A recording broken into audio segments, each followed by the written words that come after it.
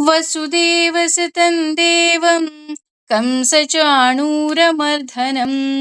ದೇವಕೀ ಪರಮಾನಂದಂ ಕೃಷ್ಣಂ ವಂದೇ ಜಗದ್ಗುರುಂ. ಶ್ರೀಕೃಷ್ಣಂ ವಂದೇ ಜಗದ್ಗುರುಂ. He is very sweet. ಯಾಕೆ ಅವನನ್ನ ಪದೇ ಪದೇ ಸ್ವೀಟ್ ಸ್ವೀಟ್ ಅಂತ ಹೇಳ್ತೀವಿ ಅಂತಂದ್ರೆ, ನಾವು ಪ್ರತಿನಿತ್ಯ ನಮ್ಮ ಪ್ರೀತಿ ಪಾತ್ರರಿಗೆ ಉಪಯೋಗಿಸೋ ಪದನೇ ಭಗವಂತನಿಗೆ ಉಪಯೋಗಿಸಿದ್ರೆ ಬಹುಶಃ ಇನ್ನೂ ಭಗವಂತನಿಗೆ ಹತ್ರ ಆಗ್ತೀವೇನೋ ಅನ್ನೋದು ನನ್ನ ಅನಿಸಿಕೆ, ಅಭಿಪ್ರಾಯ. ಹಾಗಾಗಿ ಹೀಸ್ ವೆರಿ ಸ್ವೀಟ್. ಅವನು ಎಷ್ಟು ಚೆನ್ನಾಗಿ ಅಂತ ಹೇಳಿದ್ರೆ ನಚಿರಾತ್ ಅಂತ ಹೇಳ್ತಾ ಹೋಗ್ತಾನೆ. ಅಂದ್ರೆ ಬಹಳ ಬೇಗ ನಾವು ಭೋಲೇನಾಥ ಅವನೇ ಬೇಗ ವರ ಕೊಡ್ತಾನೆ ಅಂದ್ರೆ, ಇಲ್ಲ ಇಲ್ಲ ಅವನಿಗಿಂತನೂ ಸುಲಭವಾಗಿ ನಾನು ವರವನ್ನ ಕೊಡ್ತೀನಿ, ನಾನು ನಿನ್ನನ್ನ ಮಗುವಾಗಿ ಸ್ವೀಕಾರ ಮಾಡ್ತೀನಿ, ಶಿಷ್ಯರನ್ನಾಗಿ ಸ್ವೀಕಾರ ಮಾಡ್ತೀನಿ. ಬಿಕಾಸ್ ನಮಗೆ ಮಗುವಾಗಿ ನಾವಿದೀವಿ ಅಂತ ಅಂದ್ರೆ V people are so blessed. ಯಾಕೆ ಅಂತಂದ್ರೆ ಅಪ್ಪ ಆಗ್ಬಿಟ್ಟಿದೀನಿ, ಅಮ್ಮ ಆಗ್ಬಿಟ್ಟಿದೀನಿ ಅಂತ ನಾವು ಹೆಮ್ಮೆಯಿಂದ ಹೇಳ್ಕೊಳ್ತೀವಿ. ಆದ್ರೆ ಅದ್ರ ಜವಾಬ್ದಾರಿ ಹೊತ್ತವ್ರಿಗೆ ಗೊತ್ತು ಅನ್ನೋ ಹಾಗೆ, ನಾವು ಯಾವತ್ತೋ ಒಂದು ದಿನ ಒಂದು ಕ್ಷಣ ಅಮ್ಮನ ಮಡಿಲಲ್ಲೋ ಅಪ್ಪನ ಮಡಿಲಲ್ಲೋ ಮಲಗಿದಾಗ ನಮಗೆ ಸಿಗೋ ಆನಂದ ಇದೆಯಲ್ಲ, ದಟ್ ಈಸ್ ಪ್ರೈಸ್ಲೆಸ್. ಸೊ ಇಲ್ಲಿ ಭಗವಂತ ಏನಿದಾನೆ, ಅವನು ತಂದೆಯಾಗಿ ಅವನು ಹೇಳ್ತಾ ಹೋಗ್ತಾನೆ, ಆ ಪ್ರತಿದಿನ ಪ್ರತಿನಿತ್ಯ ನಿದ್ರೆಯಲ್ಲಿ ತಂದೆಯ ಮಡಿಲಲ್ಲಿ ಮಲಗಿದ ಅನುಭವವನ್ನ ನಾನು ಕೊಡ್ತೀನಿ ಅಂತ ಹೇಳ್ತಾ ಹೋಗ್ತಾನೆ. ಯಾಕೆ ಅವನು ಹೇಳ್ತಾನಪ್ಪ ಅಂತ ಅಂದ್ರೆ, ನಮಗೆ ಯಾವಾಗ ನಾನು ಯಾರಿಗೂ ಮೋಸ ಮಾಡಿಲ್ಲ ಅಥವಾ ನನ್ನ ಕೆಲಸ ನನಗೆ ತೃಪ್ತಿ ಸಿಕ್ಕಿದೆ ಅಂತ ಅಂದಾಗ ನಾನು ರಾತ್ರಿ ಮಲಗಿದ್ರೆ ಸಾಕು, ನಿಜಕ್ಕೂ ಸಹ ತಂದೆಯ ಮಡಿಲಲ್ಲಿ ಮಲಗಿದ ಅನುಭವ ಆಗತ್ತೆ. ಬೆಳಗ್ಗೆ ಎದ್ದಾಗ ನಾವು ಹೊಸ ಹುಮ್ಮಸ್ಸಿನಿಂದ, ಹೊಸ ಹುರುಪಿನಿಂದ ನಾವು ಎದ್ದೇಳ್ತೀವಿ. ಅದೇ ರೀತಿ ಅವನು ನನ್ನನ್ನ, ನೀನು ಆರಾಧನೆ ಮಾಡಬೇಕು ಅಂದ್ರೆ ನನಗೆ ಹಣ ಬೇಡ, ತಪಸ್ಸು ಬೇಡ, ಪೂಜೆ ಬೇಡ, ಏನು ಬೇಡ, ನೀನು ಕೇವಲ ನಿನ್ನ ಮನಸ್ಸಿನಲ್ಲಿ ಆರಾಧನೆ ಮಾಡು. ಮನಸ್ಸನ್ನ ನಿಲ್ಸೋದ್ ಕಷ್ಟನಾ? ಹಾಗಿದ್ರೆ ಅದಕ್ಕಿಂತಲೂ ಇನ್ನೂ ಸುಲಭ ಮಾರ್ಗವನ್ನ ಹೇಳ್ತಾ ಹೋಗ್ತಾನೆ. ಅದ್ಯಾವ್ದಪ್ಪ ಅಂತ ಅಂದ್ರೆ 10ನೇ ಶ್ಲೋಕದಲ್ಲಿ ಹೇಳ್ತಾ ಹೋಗ್ತಾನೆ, ಅಭ್ಯಾಸೇಪ್ಯ ಸಮರ್ಥೋಸಿ ಮತ್ಕರ್ಮ ಪರಮೋ ಭವ ಮದರ್ಥಮಪಿ ಕರ್ಮಾಣಿ ಕುರ್ವನ್ ಸಿದ್ಧಿಮವಾಪ್ಸ್ಯಸಿ. ಅಭ್ಯಾಸದಲ್ಲಿ ಅಪಿ ಕೂಡ ಅಸಮರ್ಥನು ಅಪಿ ಆಗಿದ್ದೀಯೇ ಮತ್ಕರ್ಮ ನಿನ್ನ ಕೆಲಸಕ್ಕೆ ಪರಮ ಅರ್ಪಿತನಾಗಿ ಭವ ಆಗು, ಮತ್ ಅರ್ಥಂ ನನಗಾಗಿ, ಅಪಿ ಕೂಡ ಕರ್ಮಾಣಿ ಕಾರ್ಯವನ್ನ, ಕುರ್ವನ್ ಆಚರಿಸುತ್ತಾ, ಸಿದ್ಧಂ ಸಿದ್ಧಿಯನ್ನ, ಅವಾಪ್ಯಸಿ ಹೊಂದುತ್ತೀಯೇ. ನೀನ್ ತುಂಬಾ ಕಷ್ಟ ಅಂತಿದ್ಯಾ ಅಲ್ವಾ, ಆ ಮಂಗನಂತ ಮನಸ್ಸನ್ನ ಹಿಡ್ಕೊಂಡ್ ಬರೋದು ಎಲ್ಲಾಗತ್ತಪ್ಪ, ಅದಕ್ಕೆ ಕೇಜೆ ಇಲ್ಲ ಅದಕ್ಕೆ, ಅಥವಾ ಏನೋ ಈ ಮನೆ ಹತ್ರ ಮಂಗ ಗಿಂಗ ಬಂದ್ರೆ ಏನೋ ಕೇಜ್ ಇಟ್ಟೋ, ಬಾಳೆಹಣ್ಣಿಟ್ಟೋ, ಒಂದಿಷ್ಟು ಫ್ರೂಟ್ಸ್ ಇಟ್ಟೋ, ಏನೋ ಒಂದಿಟ್ಟು ನಾನು ಅದನ್ನ ಕೂಡ್ ಹಾಕ್ಬೋದು. ಆದ್ರೆ ಈ ಮನಸ್ಸು ಅನ್ನೋ ಮಂಗ ಇದೆಯಲ್ಲ, ಇದನ್ನ ಕೂಡ್ ಹಾಕೋದು ನನ್ನ ಕೆಲ್ಸದ ಅಲ್ಲ ಕಣಪ್ಪ, ನನ್ನ ಕೈಲಿ ಆಗಲ್ಲ ಅಂತ ನೀನ್ ಯೋಚನೆ ಮಾಡ್ತಾ ಇದೀಯ, ಬೇಡ, ಅದೂ ಮಾಡ್ಬೇಡ. ತುಂಬಾ ಚೆನ್ನಾಗಿ ಹೇಳ್ತಾ ಇದ್ದಾನೆ, ಅಭ್ಯಾಸೇಭ್ಯ ಸಮರ್ಥೋಸಿ. ಅಭ್ಯಾಸ ಮಾಡು, ಹೆಂಗೆ ಕೂಡ್ ಹಾಕೋದು ಅಂತ ನಿಂಗೆ ಗೊತ್ತಿಲ್ಲ ಅಲ್ವಾ, ಅದಕ್ಕೆ ಬೆಸ್ಟ್ ಬೆಸ್ಟ್ ಬೆಸ್ಟ್ ಅಭ್ಯಾಸ ಮಾಡು. ಆದ್ರೂ ನಿನಗೆ ಅದಕ್ಕೆ ಸಾಮರ್ಥ್ಯ ಇಲ್ಲ, ಅದೂ ಬೇಡ ಬಿಡು. ಇಲ್ಲಿ ಸಾಮರ್ಥ್ಯ ಅಂದ್ರೆ ಏನು ಅಂದ್ರೆ ಹಠ. ನಾವು ಸಾಮರ್ಥ್ಯ ಅನ್ನೋ ಪದಕ್ಕೆ ಸರಿಯಾದ ಅರ್ಥನೇ ನಾನ್ ತಿಳ್ಕೊಂಡಿರ್ಲಿಲ್ಲ ಅಂತ ನಾನ್ ಅನ್ಕೊಳ್ತೀನಿ. ಯಾಕೆಂದ್ರೆ ನೋಡಿ, ನಿನಗೆ ಸಾಮರ್ಥ್ಯ ಇಲ್ಲ ಅಂದ್ರೆ ಅರ್ಥ ಏನೋ, ನಿನಗ್ ಹಠ ಇಲ್ಲ, ನೀನ್ ಅದನ್ನ ಸಾಧಿಸ್ತೀಯ ಅನ್ನೋ ಛಲ ನಿನ್ನಲ್ಲಿ ಇಲ್ಲ ಅಂತ. ನನ್ನಲ್ಲಿ ಹಠ ಇತ್ತಾ? No, I will do it. ಅದು ಎಷ್ಟೇ ಕಷ್ಟ ಆಗ್ಲಿ ನಾನು ಮಾಡೇ ಮಾಡ್ತೀನಿ ಅನ್ನೋ ಹಠ ಇದ್ರೆ ಯಾವ ಕೆಲಸ ಬೇಕಾದ್ರೂ ಮಾಡಬಹುದು. ಅದಕ್ಕೆ ಇಲ್ಲಿ ಹೇಳ್ತಾ ಇರೋದು, ಸಾಮರ್ಥ್ಯ ಅಂದ್ರೆ ಹಠ. ಆ ಹಠ ಮಾಡ್ಬೇಕು, ಆದ್ರೆ ಯಾವ ರೀತಿ ಹಠ ಮಾಡ್ಬೇಕು, ಅಥವಾ ನಿನ್ಗೆ ಹಠ ಮಾಡೋ ಶಕ್ತಿನೂ ಇಲ್ವಾ? ಕೆಲವ್ರು ಹೇಳ್ತಾರೆ, ಅಯ್ಯೋ ನೀನಾದ್ರೂ ನಿಮ್ ಮನೇಲಿ ಹಠ ಮಾಡಿದ್ರೆ ಸಿಕ್ಕುತ್ತೆ ಕಣೆ, ನಮ್ಮ ಮನೇಲಿ ನಾವು ಹಠ ಮಾಡಿದ್ರೆ ಒದೆ ಬೀಳುತ್ತೆ ಅಷ್ಟೇ ಅಂತ. ಹೌದಾ, ನಿಂಗ್ ಹಠ ಮಾಡಕ್ ಆಗ್ತಾ ಇಲ್ವಾ? ಬೇಡ ಬಿಡು. ಮತ್ಕರ್ಮ ಪರಮೋ ಭವ. ನನ್ನ ಪ್ರೀತಿಗಾಗಿ ನೀನ್ ಕೆಲ್ಸ ಮಾಡ್ಬಿಡು. ಹೇಗೆ ಅಂತಂದ್ರೆ, ಈಗ ಕೆಲವ್ರ ಮನೇಲಿ ಆಗ್ಲೇ ಹೇಳದ್ನಲ್ಲ, ನೀನಾದ್ರೆ ಹಠ ಮಾಡಿದ್ರೆ ಸಿಕ್ಕುತ್ತಪ್ಪ, ನಮ್ಮನೇಲಿ ಹಠ ಮಾಡಿದ್ರೆ ಸಿಕ್ಕಲ್ಲ. ಹೌದು. ಎಲ್ಲಾ ಮಕ್ಳಿಗೂ ಎಲ್ಲಾ ತಂದೆ ತಾಯಿ ಹಠ ಮಾಡಿಸ್ತಿದ್ದ ಹಾಗೆ ಖಂಡಿತ ಕೊಡಲ್ಲ. ಕೊಡ್ಸೋದೂ ಇಲ್ಲ. ಅದ್ರಲ್ಲಿ ನಾನೂ ಒಬ್ಳು, ನಾನೂ ಕೊಡ್ಸಲ್ಲ. ಯಾಕೆ ಕೊಡ್ಸಲ್ಲ? ನನಗ್ ಗೊತ್ತಿರುತ್ತೆ ನನ್ನ ಮಗುಗ್ ಯಾವ್ದು ಒಳ್ಳೇದು, ಯಾವ್ದು ಕೆಟ್ಟದ್ದು. ಅದ್ ಏನೇ ಹಠ ಮಾಡಿ, ಊಟ ಬಿಡ್ಲಿ, ತಿಂಡಿ ಬಿಡ್ಲಿ, ಏನೇ ಮಾಡ್ಲಿ, ನೋ. ಅದೇ ರೀತಿ ಆಗ ಹಠ ಮಾಡಕ್ ಆಗದೆ ಇದ್ದಾಗ ಇನ್ನೊಂದು ಮಾರ್ಗ ಇರುತ್ತೆ ಮಕ್ಳಿಗೆ. ಏನು? ಅಪ್ಪ ಅಮ್ಮನಿಗೆ ಪ್ರೀತಿಯಾಗೋ ಹಾಗೆ ಕೆಲ್ಸ ಮಾಡ್ಬಿಡೋದು. ಅಲ್ವಾ? ನೋಡಿ, ಅಂದ್ರೆ ನಾವ್ ಅನ್ಕೊಳ್ತಾ ಇದೀವಿ ಭಗವದ್ಗೀತೆಯಲ್ಲಿ ಇನ್ನೇನೋ ಅರ್ಥ ಇದೆ ಅಂತ. ಇನ್ನೇನೂ ಇಲ್ಲ. ನಮ್ಮ ದಿನಚರಿಯಲ್ಲಿ ನಾವು ಮಾಡೋ ಕೆಲಸವನ್ನೇ ಇಲ್ಲಿ ಭಗವಂತ ಹೇಳ್ತಾ ಇರೋದು. ನಿನಗ್ ಹಠ ಮಾಡಕ್ಕಾಗಲ್ವಾ? ಹಠ ಮಾಡೋ ಶಕ್ತಿ ಇಲ್ವಾ ನಿನ್ಗೆ? ಬೇಡ ಬಿಡು. ನನ್ನ ಪ್ರೀತಿಗಾಗಿ ಕೆಲ್ಸ ಮಾಡು. ಈಗ ಉದಾಹರಣೆ, ಎಲ್ಲೋ MBBS ಸೀಟ್ ಸಿಕ್ಕಿರುತ್ತೆ. ಅಪ್ಪ ಅಮ್ಮ ಕಳ್ಸಲ್ಲ. ಊರ್ ಬಿಟ್ಟು ಹೋಗ್ಬೇಡ ಅಂತ ಹೇಳಿರ್ತಾರೆ ಅಂತ ಅನ್ಕೊಳ್ಳೋಣ. ಬೇಡ. ಅದ್ರ ಬದಲು ನಿನ್ನೂರಲ್ಲೇ ಮಾಡ್ತಾ ಇದೀಯಾ? ಅಪ್ಪ ಅಮ್ಮನಿಗೆ ಇಷ್ಟ ಅಂತ ಓದ್ಬಿಡು. ಅಲ್ವಾ? ಅಪ್ಪ ಅಮ್ಮನಿಗೆ ಇಷ್ಟ ಅಂತ ಓದಿದಾಗ ಏನಾಗುತ್ತೆ? ನಿನ್ನ ಸ್ಕೋರ್ ಜಾಸ್ತಿ ಆಗತ್ತೆ. ನಿನ್ನ ಪರ್ಸೆಂಟೇಜ್ ಜಾಸ್ತಿ ಆಗತ್ತೆ. ಅಲ್ಲಿ ಯಾವುದೋ ನಿನ್ನ ವಿಷಯಕ್ಕೆ ನಿನ್ನ ಲೈಫ್ ಸೆಟ್ಲ್ ಆಗ್ಲಿಲ್ಲ ಅಂದ್ರೂನು, ಈ ವಿಷಯದಲ್ಲಾದ್ರೂ ನಿನ್ನ ಲೈಫ್ ಸೆಟ್ಲ್ ಆಗುತ್ತೆ ಅಲ್ವಾ? ನೋಡಿ, ಅದಕ್ಕೆ ಹೇಳ್ತಾ ಇದ್ದಾನೆ, ನನ್ನ ಪ್ರೀತಿಗಾಗಿ ಕೆಲ್ಸ ಮಾಡು. ಮತ್ಕರ್ಮ ಪರಮೋ ಭವ. ನಾವು ಯಾಕೆ ಕೆಲ್ಸ ಮಾಡ್ತೀವಿ? ಯಾಕೆ ಅಂತ ಅಂದ್ರೆ, ಗಂಡ ಗಂಡಸರನ್ನ ಕೇಳಿದ್ರೆ ಇದೇ ಮಾತನ್ನ, ಯಾಕೆ ಕೆಲ್ಸ ಮಾಡ್ತೀರಾ ಅಂದ್ರೆ, ಎಲ್ಲಪ್ಪ ನನ್ ಹೆಂಡತಿ ಸಾಕ್ಬೇಕು, ಮಕ್ಳು ಸಾಕ್ಬೇಕು, ಮನೆ ನಿಭಾಯಿಸ್ಬೇಕು, ಮನೇಲಿ ನಾನು ಒಬ್ನೇ ದುಡಿಯೋದು, ಹಂಗಾಗಿ ನಾನ್ ಕೆಲ್ಸ ಮಾಡ್ಬೇಕು, ಹೊಟ್ಟೆಪಾಡಿಗೋಸ್ಕರ ನಾನ್ ಕೆಲ್ಸ ಮಾಡ್ತೀನಿ. ಅಲ್ವಾ? ಮೋಸ್ಟ್ ಆಫ್ ದಿ ಆನ್ಸರ್ಸ್ ಬರೋದ್ ಅದೇನೆ. ಯಾಕೆ ಕೆಲ್ಸ ಮಾಡ್ತೀರಾ ಅಂತ ಅಂದ್ರೆ, ನಮಗೆ ಸಿಗುವಂತಹ ಉತ್ತರ, ಹೊಟ್ಟೆಪಾಡಿಗ್ ಕೆಲ್ಸ ಮಾಡ್ತಾ ಇದೀನಿ. ಓದಿದ್ದು ಇಂಜಿನಿಯರಿಂಗ್ ಓದಿದ್ಯಾ? ಗೊತ್ತಿಲ್ಲ. ಯಾವ್ದೋ ಫ್ಯಾಕ್ಟ್ರಿನಲ್ಲಿ ಕೆಲ್ಸ ಮಾಡ್ತೀಯಾ? ಅಥವಾ ಯಾವುದೋ ಸಬ್ಜೆಕ್ಟ್ ಅಲ್ಲಿ ಮಾಸ್ಟರ್ಸ್ ತಗೊಂಡಿರ್ತೀಯಾ? ಇನ್ನೆಲ್ಲೋ ಅಕೌಂಟೆಂಟ್ ಆಗೋ ಅಥವಾ ಅಸಿಸ್ಟೆಂಟ್ ಆಗೋ ವರ್ಕ್ ಮಾಡ್ತಾ ಇರ್ತೀಯ. ನೀನ್ ಓದಿದ್ದಕ್ಕೂ ನೀನ್ ಕೆಲ್ಸ ಮಾಡೋದಕ್ಕೂ ಒಂದಕ್ಕೊಂದು ಸಂಬಂಧನೇ ಇರಲ್ಲ. ಆದ್ರೆ ಯಾಕೆ ಕೆಲ್ಸ ಮಾಡ್ತೀಯಾ? ಹೊಟ್ಟೆಪಾಡಿಗೆ. ನನಗೆ ಸಾಕಾಗುವಷ್ಟು ಸಂಬಳ ಸಿಗ್ತಾ ಇದೆ. ಮನೆ ಮೇಂಟೈನ್ ಆಗ್ತಾ ಇದೆ. So I am working. ಹೆಣ್ಮಕ್ಳಿಗೆ ಇದೇ ಪ್ರಶ್ನೆ ಕೇಳಿದ್ರೆ, ಹೊಟ್ಟೆಪಾಡಿಗೆ. ಅವ್ರು ಹೇಳೋದು ಅದೇ ಮಾತು.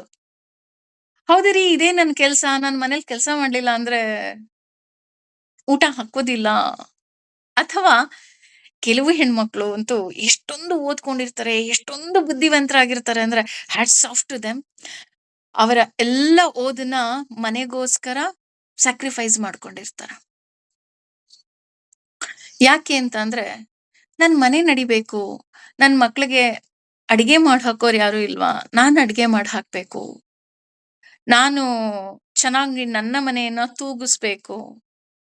ಕೆಲವ್ರು ಎಲ್ಲಾ ಕೆಲ್ಸ ಬಿಟ್ಟು ಕೆಲ್ಸದೋಳ್ ತರ ಕೆಲ್ಸ ಮಾಡ್ತಾ ಇದೀನಿ ಅಂತ ಬೇಜಾರ್ ಮಾಡ್ಕೊಂಡ್ರೆ, ಕೆಲವ್ರು I am the house manager, I am the house MD ಅಲ್ವಾ?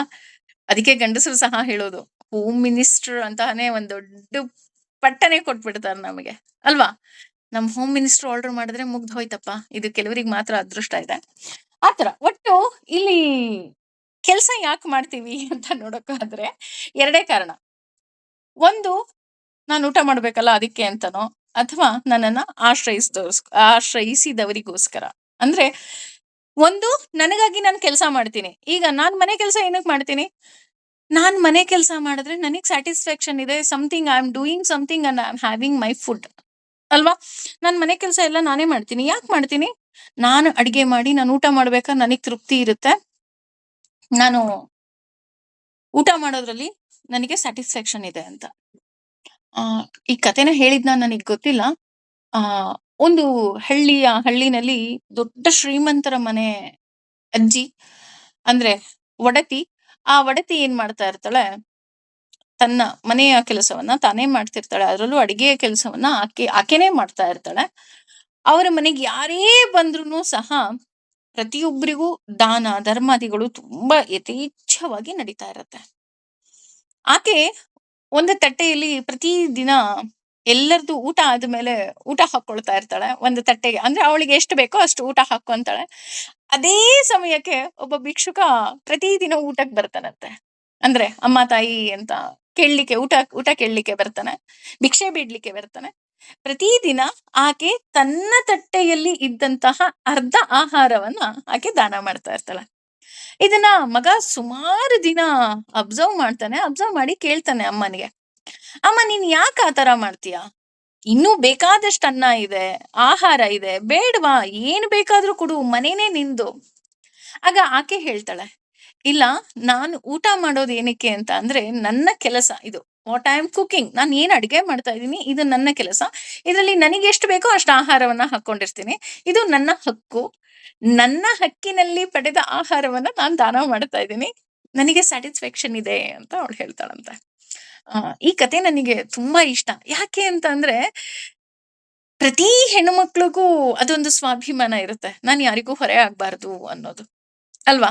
ಹಾಗೇನೆ ನಾವು ಊಟ ಮಾಡ್ಬೇಕಾದ್ರೆ ನಮ್ಗದು ಡೈಜೆಷನ್ ಆಗ್ಬೇಕು. ಯಾಕೆಂದ್ರೆ ಇಲ್ಲಪ್ಪ, ನಾನೇನು ಆರಾಮಾಗಿ ಕುತ್ಕೊಂಡು ಊಟ ಮಾಡ್ತಿಲ್ಲ, ನಾನು ಕೆಲಸ ಕಾರ್ಯಗಳನ್ನ ಮಾಡ್ತಾ ಇದ್ದೀನಿ, ನಾನು ಊಟ ಮಾಡ್ತಾ ಇದ್ದೀನಿ. ಇದು ಅಹಂಕಾರ ಅಲ್ಲ, ಒಂದು ರೀತಿಯ ಸ್ವಾಭಿಮಾನ ಅಂತ ಹೇಳಿದ್ರೆ ಖಂಡಿತವಾಗ್ಲೂ ತಪ್ಪಾಗೋದಿಲ್ಲ. ಹಾಗಾಗಿ ಇಲ್ಲಿ ಕೆಲವರು ನಮಗಾಗಿ ನಾವು ಕೆಲಸವನ್ನ ಮಾಡ್ತೀವಿ ಅಥವಾ ನಮಗಾಗಿ ನಾವು ದುಡಿತೀವಿ. ಇನ್ನೊಂದು ನಮ್ಮನ್ನ ಆಶ್ರಯಿಸಿದವರಿಗೋಸ್ಕರ. ಜಸ್ಟ್ ಲೈಕ್ ಮನೆ ಗಂಡಸರು ನನ್ನ ಮಕ್ಕಳನ್ನ ಸಾಕ್ಬೇಕು ಅಂತನೋ, ಇವಾಗ ವರ್ಕಿಂಗ್ ವುಮೆನ್ಸ್ ಇರ್ತಾರೆ, ಅವರು ಏನೇ ಕೆಲಸ ಮಾಡ್ತಾರೆ, ಅಯ್ಯೋ ಮಕ್ಳಿದಾರೆ ಕಣ್ರಿ, ಅವ್ರ ಫ್ಯೂಚರ್ ಚೆನ್ನಾಗಾಗ್ಬೇಕು ಅಲ್ವಾ? ಆದ್ರೆ ನಾವ್ ಯಾವತ್ತೂ ಭಗವಂತನಿಗೋಸ್ಕರ ಅಂತ ಕೆಲಸನೇ ಮಾಡೋದಿಲ್ಲ ಅಲ್ವಾ? ನಮಗಾಗಿ ನಮ್ಮವರಿಗಾಗಿ ಮಾಡ್ತೀವಿ ಬಿಟ್ರೆ, ಅರ್ಜುನ ಮೊದಲನೇ ಅಧ್ಯಾಯದಲ್ಲಿ ಇದ್ನಲ್ಲ, ಅದೇ ತರ ನಾವೆಲ್ಲರೂ ಇರೋದು. ಯಾವತ್ತಾದ್ರೂ ಹೇಳಿದೀರಾ ಯಾಕೆ ಅಡಿಗೆ ಮಾಡ್ತಾ ಇದ್ದೀರಾ ಅಂದ್ರೆ ಭಗವಂತನಿಗೋಸ್ಕರ ಅಡಿಗೆ ಮಾಡ್ತಾ ಇದ್ದೀನಿ ಅಂತ ಯಾರಾದ್ರೂ ಯಾವತ್ತಾರು ಹೇಳಿದೀವಾ? ಹೇಳಿಲ್ಲ. ಆದ್ರೆ ಅದನ್ನೇ ಹೇಳ್ತಿದ್ದಾನೆ ಭಗವಂತ, ಸ್ಟಾಪ್ ಡೂಯಿಂಗ್ ದಿಸ್, ಇದನ್ನ ನೀನ್ ಮಾಡ್ಬೇಡ, ಬಿಟ್ಬಿಡು. ಅವ್ರಿಗಾಗಿ ನಿನ್ಗಾಗಿ ಯಾವುದನ್ನು ಮಾಡ್ಬೇಡ. ಹಾಗಾದ್ರೆ ನಾಳೆಯಿಂದ ಕೆಲಸ ಮಾಡ್ಬಾರ್ದಾ? ನಾಳೆಯಿಂದ 100% ಕೆಲಸ ಮಾಡ್ಬೇಕು, ಇಲ್ಲಾಂದ್ರೆ ಊಟ ಸಿಕ್ಕೋದಿಲ್ಲ. ಆದ್ರೆ ಇಲ್ಲಿ ಭಗವಂತ ಹೇಳ್ತಾ ಇರೋದೇನು ಅಂದ್ರೆ, ನೀನು ನನಗೆ ಖುಷಿ ಆಗೋ ಹಾಗೆ ನಡ್ಕೋ. ನೋಡಿ ಎಷ್ಟು ಸುಲಭ ಮಾರ್ಗಗಳನ್ನ ಹೇಳ್ತಾ ಹೋಗ್ತಾನೆ ಅಂದ್ರೆ, ಮೊದಲನೇದಾಗಿ ಹೇಳ್ತಾನೆ ಬುದ್ಧಿ ಮತ್ತೆ ಮೊದಲು ಮನಸ್ಸನ್ನ ನಿಲ್ಸು ಅಂತ ಹೇಳ್ತಾನೆ. ಮನಸ್ಸನ್ನ ನಿಲ್ಸಕ್ಕಾಗಲ್ಲ. ಆಮೇಲೆ ಬುದ್ಧಿಯನ್ನ ಮತ್ತೆ ಬುದ್ಧಿ ತಗೊಂಬಂದ್ರೆ ಮನಸ್ಸು ಬರುತ್ತೆ. ಹಾಗಾಗಿ ಬುದ್ಧಿ ಮತ್ತೆ ಮನಸ್ಸನ್ನ ನನ್ನಲ್ಲಿ ನಿಲ್ಸು. ಅದು ಆಗಲ್ವಾ? ಅದನ್ನ ನನಗ್ ಒಪ್ಪಿಸ್ಬಿಡು. ಆ ಬುದ್ಧಿನೇ ನನಗ್ ಒಪ್ಪಿಸ್ಬಿಡು. ನಾನು ಒಪ್ಸಿದ್ರೆ ನನಗೆ ಅದನ್ನ ಹೆಂಗ್ ಬೇಕೋ ನಾನು ಹಂಗ್ ಟ್ಯೂನ್ ಮಾಡ್ಕೊಂತೀನಿ ಹೇಳ್ತಾರಲ್ಲ. ಕೆಲವರು ಮಕ್ಳು ಓದಲ್ಲ ಅಂತ ಅಂದ್ರೆ ಟೀಚರ್‌ಗಳು ಹೇಳ್ತಾರೆ, ಕರ್ಕೊಂಬಂದ್ ನಮ್ಮ ಮನೆಗ್ ಬಿಡ್ರಿ, ನಾನು ಓದಿಸ್ತೀನಿ. ಹೊಡ್ದಾರು ಸರಿ ಓದಿಸ್ತೀನಿ. ನಮಿಗ್ ಧೈರ್ಯ. ಟೀಚರ್ ಮನೇಲಿ ಮಗು ಓದ್ತಾ ಇದೆ ಅಂದ್ರೆ ಇನ್ನೊಂದ್ ಸ್ವಲ್ಪ ಸ್ಕೋರ್ ಜಾಸ್ತಿ ಮಾಡತ್ತೆ ಅಂತ. ಆ ರೀತಿ ನನಗ್ ಒಪ್ಸು. ಅದೂ ಆಗಲ್ವಾ? ನಿನಗೂ ಒಪ್ಸೋದಿಕ್ ಆಗೋದಿಲ್ವಾ? ಬೇಡ ಬಿಡು. ದೇವರ ಪ್ರೀತಿಗಾಗಿ ನಿನ್ನ ಕರ್ಮವನ್ನ ಮಾಡು. Whatever you are doing the work. ನೀನ್ ಏನೆಲ್ಲ ಕೆಲಸ ಮಾಡ್ತಾ ಇದ್ಯಾ, ಅದನ್ನ ಸರ್ವಂ ಶ್ರೀ ಕೃಷ್ಣಾರ್ಪಣಮಸ್ತು. ಅಂದ್ರೆ ಮತ್ಕರ್ಮ ಪರಮೋ ಭವ. ನೀನ್ ಏನೆಲ್ಲ ಕೆಲಸ ಮಾಡ್ತಾ ಇದ್ಯಾ, ನೀನೇನ್ ನನಗೋಸ್ಕರ ಎಕ್ಸ್ಟ್ರಾ ನೀನ್ ಕೆಲಸ ಮಾಡ್ಬೇಡ. ಏನ್ ಕೆಲಸ ಮಾಡ್ತಿದ್ಯಾ ಅದನ್ನ ನೀನ್ ನನಗ್ ಒಪ್ಪಿಸ್ಬಿಡು ಸಾಕು. ಸರ್ವಂ ಶ್ರೀ ಕೃಷ್ಣಾರ್ಪಣಮಸ್ತು. ಅಡಿಗೆ ಮಾಡ್ತೀವಿ, ಎಸ್ಪೆಷಲಿ ಗೃಹಿಣಿಯರು ನಾವೆಲ್ಲರೂ ಅಡಿಗೆ ಮಾಡ್ತೀವಿ ಅಲ್ವಾ? ಅಡಿಗೆ ಮಾಡಿ ಊಟ ಹಾಕೋದಕ್ಕಿಂತ ಮುಂಚೆ ಒಂದು ಸಲ ಅಡಿಗೆ ಎಲ್ಲ ಆದ್ಮೇಲೆ ಒಂದು ಸಲ ಆ ಆಹಾರದ ಪಾತ್ರೆಯನ್ನ ಒಂದ್ಸಲ ಕಣ್ಣಿಗೆ ಎತ್ಕೊಂಡು ಕೃಷ್ಣಾರ್ಪಣಮಸ್ತು ಹೇಳ್ಬೋದಲ್ವಾ? It is not a big thing. ಇದಕ್ಕೇನೂ ಖರ್ಚಾಗ್ಬೇಕಾಗಿಲ್ಲ. ಏನೂ ಕೆಲ್ಸ ಇಲ್ಲ ಅಲ್ವಾ? ಏನೋ ದೊಡ್ಡ ಕೆಲ್ಸ ಏನೂ ಇಲ್ಲ. ಅಡ್ಗೆ ಎಲ್ಲ ಯೂಶಲಿ ಎಲ್ಲಾ ಮನೆ ಹೆಣ್ಮಕ್ಳುನು ನಾವೆಲ್ರೂ ಅಷ್ಟೇ ಅಡ್ಗೆ ಎಲ್ಲ ಮಾಡ್ತೀವಿ. ಅಡ್ಗೆ ಮಾಡಿದ್ಮೇಲೆ ಒಂದು ಜಾಗವನ್ನ ಸ್ವಚ್ಛ ಮಾಡಿ, ಅಡ್ಗೆ ಮನೆ ಕ್ಲೀನ್ ಮಾಡ್ಲಿಕ್ಕಿಂತ ಮುಂಚೆ ಒಂದಷ್ಟು ಜಾಗವನ್ನ ಸ್ವಚ್ಛ ಮಾಡಿ, ಎಲ್ಲ ಮಾಡಿದ ಅಡ್ಗೆ ಎಲ್ಲ ಅಲ್ಲಿ ಇಟ್ಬಿಟ್ಟು ಆಮೇಲೆ ಅಡ್ಗೆ ಮನೆ ಶೆಲ್ಫ್ ಅನ್ನ ನಾವು ಕ್ಲೀನ್ ಮಾಡ್ತೀವಿ. ರೈಟ್? ಆ ಸ್ವಚ್ಛ ಮಾಡಿಟ್ಟ ಮೇಲೆ ಒಂದು ಸಲ ಅದನ್ನ ಕಣ್ಣಿಗೆ ಹೊತ್ಕೊಂಡ್ಬಿಟ್ಟು ಕೃಷ್ಣಾರ್ಪಣಮಸ್ತು. ಭಗವಂತ ಇವತ್ ನೀನ್ ನನಗ್ ಕೊಟ್ಟಿದ್ಯಲ್ಲ ಕೆಲ್ಸ, ಈ ಅಡ್ಗೆ ಕೆಲ್ಸ ಏನ್ ಕೊಟ್ಟಿದ್ಯಾ, ಇದನ್ನ ನಾನ್ ಮಾಡ್ದೆ. I am happy. ನೋಡಿ, ನಿನಗೆ ಇಷ್ಟ ಅಂತ ನಾನ್ ಕೆಲ್ಸ ಮಾಡ್ತಿದ್ದೀನಿ ಅಂದಾಗ, ಬರೀ ಅನ್ನ ಸಾರು ಮಾಡೋರು ಒಂದ್ ಪಲ್ಯನೂ ಎಕ್ಸ್ಟ್ರಾ ಮಾಡಿರ್ತೀವಿ. ಯಾಕೆಂದ್ರೆ ಭಗವಂತ ನನಗ್ ಕೆಲ್ಸ ಕೊಟ್ಟಿದ್ದಾನಲ್ವಾ ಈ ಕೆಲ್ಸವನ್ನ. ಅಥವಾ ಮಗುಗ್ ಊಟ ಮಾಡಿಸ್ತಾ ಇರ್ತೀವಿ, ಬಾಯಿ ಉರಿಸ್ಬೇಕಾದ್ರೆ ಕೃಷ್ಣಾರ್ಪಣಮಸ್ತು. ಅಥವಾ ನಾವೇ ಊಟ ಮಾಡ್ತಾ ಇದ್ದೀವಿ, ಊಟ ಮಾಡದ್ಮೇಲೆ ಕೊನೇ ತುತ್ತು ಊಟ ಮಾಡದ್ಮೇಲೆ ಇನ್ನೇನ್ ಕೈ ತೊಳ್ಕೊಳ್ಳೋದಕ್ಕಿಂತ ಮುಂಚೆ ಅನ್ನಧಾತು ಸುಖೀ ಭವ ಸರ್ವಂ ಶ್ರೀ ಕೃಷ್ಣಾರ್ಪಣಮಸ್ತು. ಇಲ್ಲಿ ಅನ್ನಧಾತು ಸುಖೀ ಭವ ಅಂದ ತಕ್ಷಣ ನಾನೇ ಅಡಿಗೆ ಮಾಡಿದ್ದು ಅನ್ನೋದು ಬರೋದಿಲ್ಲ. ನೋಡಿ, ಎಷ್ಟು ತುಂಬಾ ಸಿಂಪಲ್ ವರ್ಡ್, ಅನ್ನಧಾತು ಸುಖೀ ಭವ. ನಾವೇನ್ ಅನ್ಕೊಂತೀವಿ, ಯಾರು ಅಡಿಗೆ ಮಾಡಿದ್ರು ಅವ್ರು ಸುಖೀ ಭವ ಅಂತೀವಿ. ಅಲ್ಲ, ಬೆಳೆದ ರೈತನಿಂದ ಹಿಡಿದು ಅದನ್ನ ಅಂಗಡಿಗೆ ತಂದು ಹಾಕಿದ ಆಟೋ ಡ್ರೈವರ್ ಇಂದ, ಅಥವಾ ಲಾರಿಯವನಿಂದ ಹಿಡಿದು, ಅಥವಾ ಮಾರುವ ಅಂಗಡಿಯವನಿಂದ ಹಿಡಿದು, ಅಥವಾ ನನ್ನ ಗಂಡನಿಗೋ ಅಥವಾ ನಮ್ಮ ಮನೆಯವರಿಗೋ ದುಡಿಯೋದಿಕ್ಕೆ ಹಣವನ್ನ ಸಂಪಾದನೆ ಮಾಡೋದಿಕ್ಕೆ ಯಾರೆಲ್ಲ ಆಫೀಸರ್ಸ್ ಸಹಾಯ ಮಾಡಿರ್ತಾರೆ ಅವರಿಂದ ಹಿಡಿದು, ಆ ಬ್ಯಾಂಕ್ ದುಡ್ಡನ್ನ ಡ್ರಾ ಮಾಡ್ಬೇಕಾದ್ರೆ ಬ್ಯಾಂಕ್ ನವನಿಂದ ಹಿಡಿದು, ಕೊನೆಗೆ ನಮ್ಮ ಮನೆಯವರು ಹೋಗಿ ಅಲ್ಲಿ ಸರ್ಕಾರಿನೋ ಹಣ್ಣು ರೇಷನ್ನು ತಗೋ ಬರ್ಬೇಕಾದ್ರೆ ಗೂಗಲ್ ಪೇ ಮಾಡ್ತೀವಲ್ಲ, ಅವರಿಂದ ಹಿಡಿದು ಮನೆಗ್ ತರೋದ್ರಿಂದ ಹಿಡಿದು, ಮನೆಯಲ್ಲಿ ನಾವ್ ಅಡಿಗೆ ಮಾಡೋದ್ರಿಂದ ಹಿಡಿದು ಎಷ್ಟು ಜನ ಬಂದ್ರು ರೀ ಅಲ್ವಾ? ಸರ್ವೇ ಜನ ಸುಖಿನೋ ಭವಂತು ಅಂತ ಅನ್ಬೇಕಾದ್ರೆ ಯಾರೆಲ್ಲ ಬಂದ್ರೋ ಅವ್ರೆಲ್ರೂ ಅನ್ನದಾತೋ ಸುಖೀ ಭವ ಅನ್ಬೇಕಾರೆ ಬಂದ್ಬಿಟ್ರು. ಸೋ ಸಿಂಪಲ್ ಅಲ್ವಾ? ನಾವ್ ಅನ್ಕೊಂತ ಇದೀವಿ, ಅಯ್ಯೋ ಭಗವಂತನನ್ನ ಪೂಜೆ ಮಾಡೋದು ತುಂಬಾ ಕಷ್ಟ, ಭಗವಂತನನ್ನ ಒಲಿಸ್ಕೊಳ್ಳೋದು ಕಷ್ಟ. ಇಲ್ಲ, ನೀನು ಗೃಹಿಣಿಯಾಗಿದ್ಯಾ, ನಿನ್ನ ಕೆಲಸವನ್ನ ಮಾಡ್ತೀಯಾ, ಕೊನೆಗೆ ನೀನು ಮಾಡಿದಂತಹ ಅಡಿಗೆಯನ್ನೇ ನೀನೇ ಕಣ್ಣಿಗೊತ್ಕೋ, ಸರ್ವಂ ಶ್ರೀ ಕೃಷ್ಣಾರ್ಪಣಮಸ್ತು ಅಂತ ಹೇಳು. ನೀನೇ ಊಟ ಮಾಡಿ ಕೊನೇ ತುತ್ತಾದ ಮೇಲೆ ಅನ್ನದಾತೋ ಸುಖೀ ಭವ ಸರ್ವಂ ಶ್ರೀ ಕೃಷ್ಣಾರ್ಪಣಮಸ್ತು. Is very easy. ಯಾವುದೇ ಲಕ್ಷಾಂತರ ರೂಪಾಯಿ, ಸಾವಿರಾರು ರೂಪಾಯಿ ದುಡ್ಡು ಖರ್ಚು ಮಾಡಿ ನೀನು ಪೂಜೆ ಮಾಡೋ ಅವಶ್ಯಕತೆನೇ ಇಲ್ಲ ಅಲ್ವಾ? ಕೆಲವರು ಹೋಮವನ್ನ, ಹವನವನ್ನ, ಪೂಜೆಯನ್ನ ಹಣ ಖರ್ಚು ಮಾಡ್ತಾರೆ. ಹೆಂಗೆ ಖರ್ಚು ಮಾಡ್ತಾರಪ್ಪ ಅಂದ್ರೆ ನೀರಿನ ಹಾಗೆ ಖರ್ಚು ಮಾಡ್ತಾರೆ. ಆ ಆಡಂಬರವನ್ನ ನೋಡೋದಿಕ್ಕೆ ಖುಷಿ. ಆದ್ರೆ ಅದರಿಂದ ಅವನು ಖುಷಿ ಆಗ್ತಾನ? ಅವನು ಮೀನ್ಸ್ ಇಲ್ಲಿ ಕೃಷ್ಣ, ಭಗವಂತ ಖುಷಿ ಆಗ್ತಾನ? ಖಂಡಿತ ಇಲ್ಲ. ಯಾಕೆ ಅಂದ್ರೆ ಅವನಿಗೆ ಇಷ್ಟ ಆಗೋ ಕೆಲಸವನ್ನ ಅವ್ರು ಮಾಡೇ ಇಲ್ಲ. ಅಲ್ಲಿ ಮಾಡಿದ್ದೆಲ್ಲ ತೋರ್ಪಡಿಕೆಗೋಸ್ಕರ.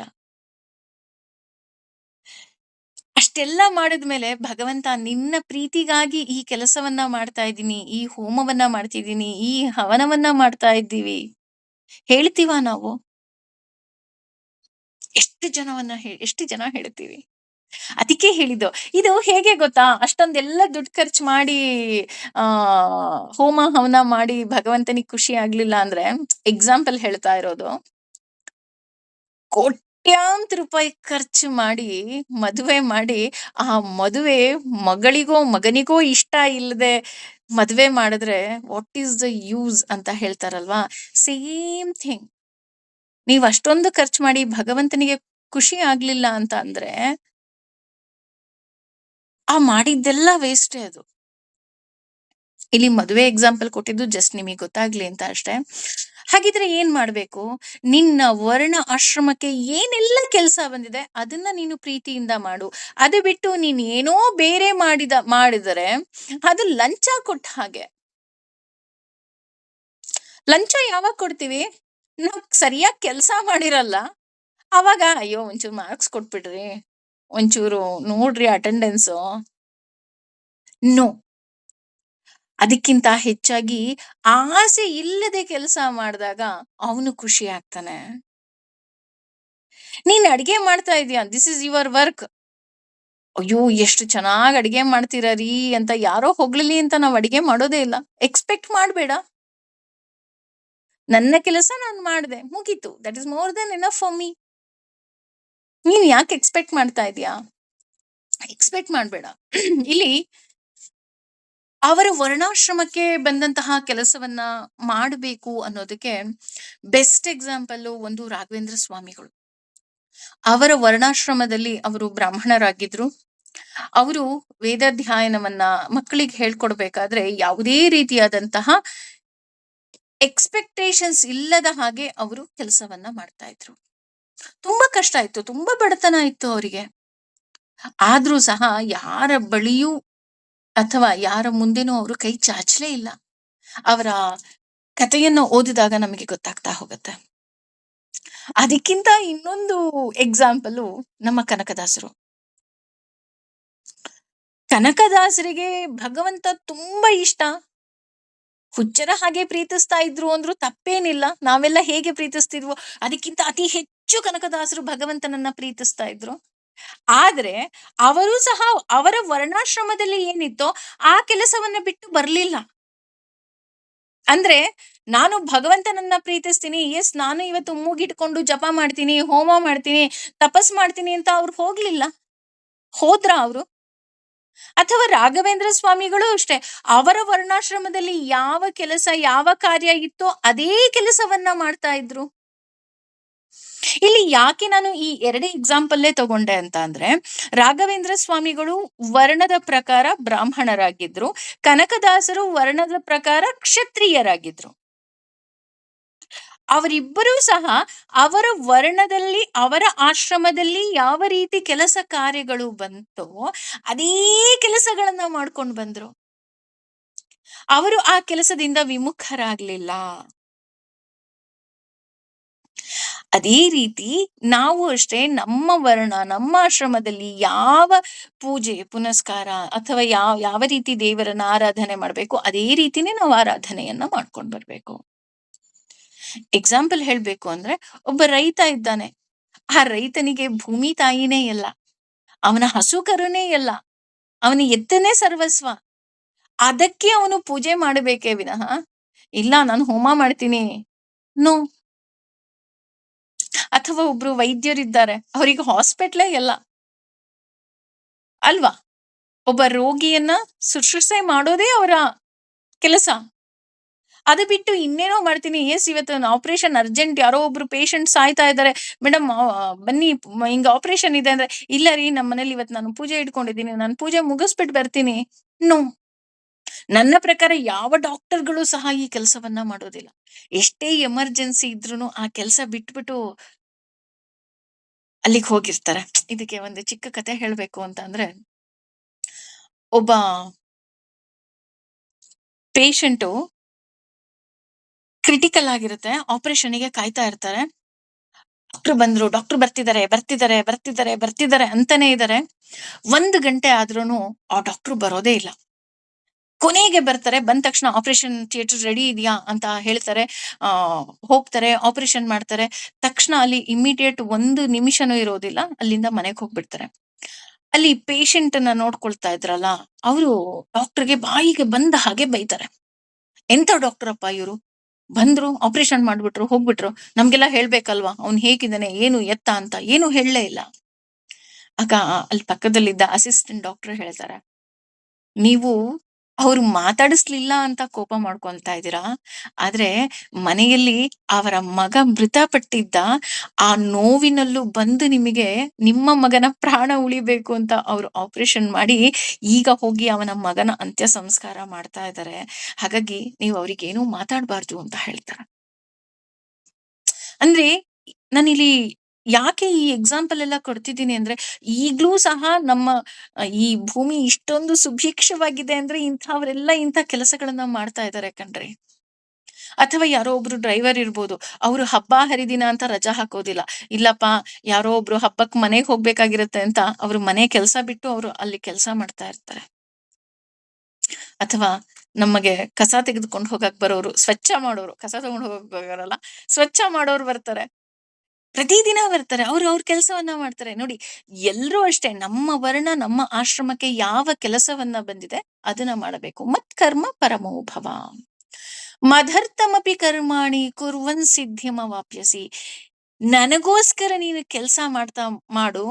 ಹೀಗ್ ನೀನ್ ಮಾಡ್ತಾ ಮಾಡ್ತಾ ಏನಾಗತ್ತೆ ಅನ್ನೋದಕ್ಕೆ ಎಷ್ಟು ಸುಂದರವಾಗಿ ಹೇಳ್ತಾನೆ ಅಂದ್ರೆ, ಮಗು ಮೊದ್ಲು ಚಾಕ್ಲೇಟ್ ಕೊಡುತ್ತೆ ಅಂತ ಸ್ಕೂಲಿಗೆ ಹೋಗ್ತಾ ಇದ್ದ ಮಗು ಚಾಕ್ಲೇಟ್ ಆಸೆಗೆ ಸ್ಕೂಲಿಗೆ ಹೋಗ್ತಾ ಹೋಗ್ತಾ ಹೋಗ್ತಾ ಓದೋದು ಬರೆಯೋದು ಎಲ್ಲವುದನ್ನು ಹೇಗೆ ಕಲ್ತ್ಕೊಳ್ಳುತ್ತೆ, ಹಾಗೇನೆ ನೀನು ಕೇವಲ ನನ್ನ ಪ್ರೀತಿಗೋಸ್ಕರ, ನಿನ್ ಪ್ರೀತಿನೂ ಅಲ್ಲ, ನನ್ನ ಪ್ರೀತಿಗೋಸ್ಕರ ನೀನ್ ಕೆಲಸ ಮಾಡ್ತಾ ಬಾ. ಕೊನೆಗೆ ಹೇಗಾಗತ್ತೆ ಅಂದ್ರೆ ಇದು ಅಭ್ಯಾಸ ಆಗ್ತಾ ಆಗ್ತಾ ಆಗ್ತಾ ಆಗ್ತಾ ಮನಸ್ಸು ಬುದ್ಧಿನೂ ಸಹ ನೀನು ನನ್ನಲ್ಲೇ ನಿಲ್ಲಿಸ್ಬಿಡ್ತೀಯ. ಎಷ್ಟು ಸುಲಭವಾಗಿ ಭಗವಂತ ನಮ್ಮನ್ನ ಅವನ ಭಕ್ತಿಯಲ್ಲಿ ಎಳ್ಕೊಳ್ತಾ ಇದ್ದಾನೆ ಅನ್ನೋದನ್ನ ನಾವಿಲ್ಲಿ ಗಮನಿಸಬಹುದು. ಅಂದ್ರೆ ಇಲ್ಲಿ ಎಳ್ಕೊಳ್ತಾ ಇದ್ದಾನೆ ಇನ್ ದ ಸೆನ್ಸ್, ಅವನಿಗೆ ಆಸೆ ನಾವೆಲ್ಲರೂ ಸಹ ಪುಣ್ಯವಂತರಾಗ್ಬೇಕು, ನಾವೆಲ್ಲರೂ ಸಹ ಮೋಕ್ಷವನ್ನ ಹೊಂದಬೇಕು. ಹೇಗೆ ಅಪ್ಪ ಅಮ್ಮನಿಗಿರುತ್ತಲ್ಲ ನನ್ ಮಕ್ಳು ಬೆಸ್ಟ್ ಆಗ್ಬೇಕು ಅಂತ, ಅದೇ ರೀತಿ ಭಗವಂತನಿಗೂ ಆಸೆ. ಇದು ಸಾಧ್ಯ ಇಲ್ವಾ? ನೀನು ಹೊಟ್ಟೆಪಾಡಿಗೋಸ್ಕರನೇ ಕೆಲಸ ಮಾಡ್ಕೊಂತೀನಿ ಅಂತಾನೆ ಹೇಳ್ತೀಯಾ? ಇದು ನಿನ್ ಕೈಲಾಗ್ತಾ ಇಲ್ವಾ? ಬಿಡು, ಇದಕ್ಕಿಂತನೂ ಸರಳ ಮಾರ್ಗ ಹೇಳ್ತೀನಿ ಅಂತ ಹೇಳ್ತಾನೆ ಭಗವಂತ. ಇದಕ್ಕಿಂತ ಸರಳ ಮಾರ್ಗ ಏನ್ ಹೇಳ್ತಾನಪ್ಪ ಅಂತ ಅಂದ್ರೆ, ಅಥೈತದಪ್ಯಶಕ್ತೋಸಿ ಮತ್ ಕರ್ತುಂ ಮದ್ಯೋಗಮಾಶ್ರಿತಃ ಸರ್ವಕರ್ಮ ಫಲತ್ಯಾಗಂ ತತಃ ಕುರು ಯತಾತ್ಮವಾನ್. ನಿನಗೆ ನನ್ಗೆ ನೀನ್ ಮಾಡೋ ಕೆಲ್ಸನೂ ಒಪ್ಸೋದಿಕ್ ಆಗೋದಿಲ್ಲ ಅಂತ ಅಂದ್ರೆ, ಅಥ ಹಾಗಿದ್ದರೂ ಏತತ್ ಇದನ್ನು, ಅಪಿ ಕೂಡ, ಅಸಕ್ತ ಅಸಮರ್ಥನು, ಅಪಿ ಆಗಿದ್ದೀಯೇ, ಕುರ್ವಂ ಆಚರಿಸಲು, ಮತ್ ನಿನ್ನಲ್ಲಿ, ಯೋಗಂ ಭಕ್ತಿ ಸೇವೆಯಲ್ಲಿ, ಆಶ್ರಿತಾಹ ಆಶ್ರಯ ಪಡೆದು, ಸರ್ವಕರ್ಮ ಎಲ್ಲ ಚಟುವಟಿಕೆಗಳ, ಫಲ ಫಲಗಳ, ತ್ಯಾಗಂ ತ್ಯಾಗವನ್ನ, ತಥ ಹಾಗೂ, ಕುರು ಮಾಡು, ಯಥ ಆತ್ಮವಾನ್ ಅಸ್ಮಿತನಾಗಿ. ಅಂದ್ರೆ ಇದಕ್ಕಿಂತಲೂ ಇದೂ ಅತ್ಯಂತ ಸರಳ ಮಾರ್ಗ ನೋಡಪ್ಪ. ನಿನಗೆ ಈಗ ನನಗೆ ಕೆಲಸ ಒಪ್ಸೋದಿಕ್ಕಾಗೋದಿಲ್ವಾ? ನಾನು ಹಿಂಗೆ ಇರೋದು, ನನ್ಗೇನೋ ನನ್ನ ಹೊಟ್ಟೆಪಾಡಿ ನಾನು ಕೆಲಸ ಮಾಡ್ಕೊಂತೀನಿ ಬಿಡಪ್ಪ ನೀನು ಅಂತ ಬೈತೀಯ ನೀನ್ ನನಗೆ. ಸರಿ ಹೋಗ್ಲಿ ಬಿಡು, ಹಂಗೆ ಮಾಡು, ನನಗೇನು ಅದಕ್ಕೂ ಬೇಜಾರಿಲ್ಲ. ಆದ್ರೆ ಸರಿ, ಜೀವನ ಸಾಗೋದಿಕ್ಕೆ ನೀನ್ ಏನೆಲ್ಲ ಕೆಲಸ ಮಾಡ್ತಾ ಇದ್ದೀಯಾ, ಸರಿ, ಹಾಗೆ ಇನ್ನೂ ಸುಲಭವಾದ ಮಾರ್ಗವನ್ನ ನಾನು ಹೇಳ್ತೀನಿ. ಅದೇನಪ್ಪಾ ಅಂದ್ರೆ, ಸರ್ವ ಕರ್ಮ ಫಲತ್ಯಾಗಂ ತಥ ಕುರು ಯಥಾತ್ಮವಾನ್. ಈಗ ನಿನ್ನ ವರ್ಣಕ್ಕೆ, ನಿನ್ನ ಆಶ್ರಮಕ್ಕೆ ಯಾವ ಕೆಲಸ ಬರ್ತಾ ಇದೆಯೋ ನೀನ್ ಆ ಕೆಲಸ ಮಾಡಕ್ ಆಗ್ತಾ ಇಲ್ಲ ನಿನಗೆ. ಅಂದ್ರೆ ನಿನ್ನ ವರ್ಣದಲ್ಲಿ ಇರುವಂತಹ ಕೆಲಸ ನಿನಗ್ ಮಾಡ್ತಾ ಇಲ್ಲ, ನೀನ್ ಬೇರೆ ಕೆಲಸವನ್ನ ಒಪ್ಕೊಂಡಿದ್ಯಾ, ಬೇರೆ ಕೆಲಸ ಮಾಡ್ತಿದ್ಯಾ, ಇವಾಗೆಲ್ಲ ಹೊಟ್ಟೆಪಾಡು, ನೀನ್ ಮಾಡ್ಲೇಬೇಕು. ಸರಿ, ನೀನ್ ಮಾಡು. ಆದ್ರೆ ಯಾವ ಕೆಲಸ ಮಾಡಿದ್ರು ನೀನು ಇಷ್ಟೇ ಇರ್ಬೇಕು, ಅಷ್ಟೇ ಬರ್ಬೇಕು ಅನ್ನೋ ಕೊನೇ ಪಕ್ಷ ಆಸೆಯನ್ನಾದ್ರೂ ಬಿಟ್ಬಿಡು. ಈಗ ನೀನ್ ನನಗೆ ಕೆಲಸವನ್ನ ಒಪ್ಸೋದಿಕ್ಕಾಗಲ್ಲ ಅಂತಿದ್ಯಾ ಅಲ್ವಾ? ಬೇಡ ಬಿಡು, ಅದು ಬಿಟ್ಟು ನೀನು ಇಷ್ಟೇ ಬೇಕು ಅಂತ ಎಕ್ಸ್ಪೆಕ್ಟ್ ಮಾಡ್ತಿದ್ಯಾ ಅಲ್ವಾ, ಆಸೆ ಪಡ್ತಾ ಇದೆಯಲ್ಲ, ಅದನ್ನ ಬಿಟ್ಬಿಡು. ಸರ್ವ ಕರ್ಮ ಫಲತ್ಯಾಗಂ, ಅದರಿಂದ ಯಾವುದೇ ರೀತಿಯಾದಂತಹ ಫಲದ ಅಪೇಕ್ಷೆ ಪಡಬೇಡ. ಅಂದ್ರೆ ಹಾಗಾದ್ರೆ ಸಂಬಳ ಕೇಳ್ಬಾರ್ದಾ? ಸಂಬಳ ನೀನ್ ಕೇಳು, ನೀನ್ ಸಂಬಳ ಕೇಳೋ ತಪ್ಪು ಅಂತ ನಾನು ಹೇಳ್ತಿಲ್ಲ. ಆದ್ರೆ ದೇವ್ರು ಎಷ್ಟ್ ಕೊಡ್ತಾನೋ ಅಷ್ಟು ಸಾಕಪ್ಪ. ಡೋಂಟ್ ಡಿಮ್ಯಾಂಡ್ ನನಗಿಷ್ಟೇ ಬೇಕು, ಬೇಡ. ನಿನಗೇನ್ ಸಿಕ್ತಿದೆ ಅದ್ರಲ್ಲಿ ನೀನು ಖುಷಿ ಪಡು. ಈ ರೀತಿನಾದ್ರೂ ನೀನು ಬದುಕೋದಿಕ್ಕೆ ಅಭ್ಯಾಸ ಮಾಡ್ಕೋ. ಇದು ಈಸಿ ಇದೆ ಅಲ್ವಾ? ಆಗ್ಲಾದ್ರೂ ನೀನು ಉದ್ಧಾರ ಆಗೋದಿಕ್ಕೆ ಸಾಧ್ಯ. ಯಥಾತ್ಮವಾನ್, ಆಸೆಯನ್ನ ಬಿಟ್ಬಿಡು. ಅಂದ್ರೆ ಇಲ್ಲಿ ಆಸೆ ಬಿಡು ಅಂತ ಅಂದ್ರೆ ಅರ್ಥ, ಭಗವಂತನ ನೆನಪು ಬಹಳ ಮುಖ್ಯ. ನೀನ್ ಯಾವ್ದೋ ಒಂದು ಕೆಲಸ ಮಾಡ್ತಿದ್ಯಾ, ಏನೋ ಒಂದು ಹಣ ಬರ್ತಾ ಇದೆ, ಅಥವಾ ಈಗ ಮನುಷ್ಯನಿಗೆ ಎಷ್ಟೇ ಹಣ ಬಂದ್ರೂ ಅದು ಯಾವ್ದೋ ನಮಗೆ ಸಾಕಾಗಲ್ಲ ಬಿಡಿ. ಕೋಟಿ ಬಂದ್ರು ಅಯ್ಯೋ ಇನ್ನೊಂದು ಕೋಟಿ ಬಂದ್ರೆ ಚೆನ್ನಾಗಿರುತ್ತಪ್ಪ ಅಂತಾನೆ ನಾವು ಆಸೆ ಪಡ್ತೀವಿ. ಆದ್ರೆ ನಾವು ಬರೀ ಈ ಕೆಲಸ, ಈ ಕಾರ್ಯ, ಇದ್ರಲ್ಲೇ ನಾವು ಮುಳುಗಿ ಹೋಗಿ ದೇವರ ನೆನಪೇ ಬರುವುದಿಲ್ಲ. ಅಂದ್ರೆ ನೀನು ಮನೆ ಕೆಲಸ ಮಾಡ್ತಾ ಇದ್ರುನು, ಮನೆ ಸ್ವಚ್ಛ ಮಾಡ್ತಾ ಇದ್ರು, ಏನೇ ಮಾಡ್ತಾ ಇದ್ರು, ನಿನಗೆ ಒಂದೇ ಒಂದು ಕ್ಷಣನಾದ್ರೂ ನಿನಗೆ ಭಗವಂತನ ನೆನಪು ಬರ್ಬೇಕಲ್ವಾ? ಅಥವಾ ನೀನೇನೋ ಕೆಲಸ ಮಾಡ್ತಾ ಇದೀಯ. ನೀನ್ ಏನ್ ಕೆಲಸ ಮಾಡ್ತಾ ಇದ್ರು ನಿನಗೆ ಭಗವಂತನ ನೆನಪು ಬರ್ಬೇಕಲ್ವಾ? ಭಗವಂತನ ನೆನಪೇ ಬರ್ಲಿಲ್ಲ ಅಂದ್ರೆ ವಾಟ್ ಈಸ್ ದ ಯೂಸ್? ಈಗ ನೀನು ಕರ್ದಿದ್ರೆ ನಾನ್ ಸಹಾಯ ಮಾಡ್ತಿದ್ದೆ ಅಂತ ನಮ್ ಸ್ನೇಹಿತರು ಸಹ ಹೇಳ್ತಾರೆ ಅಲ್ವಾ?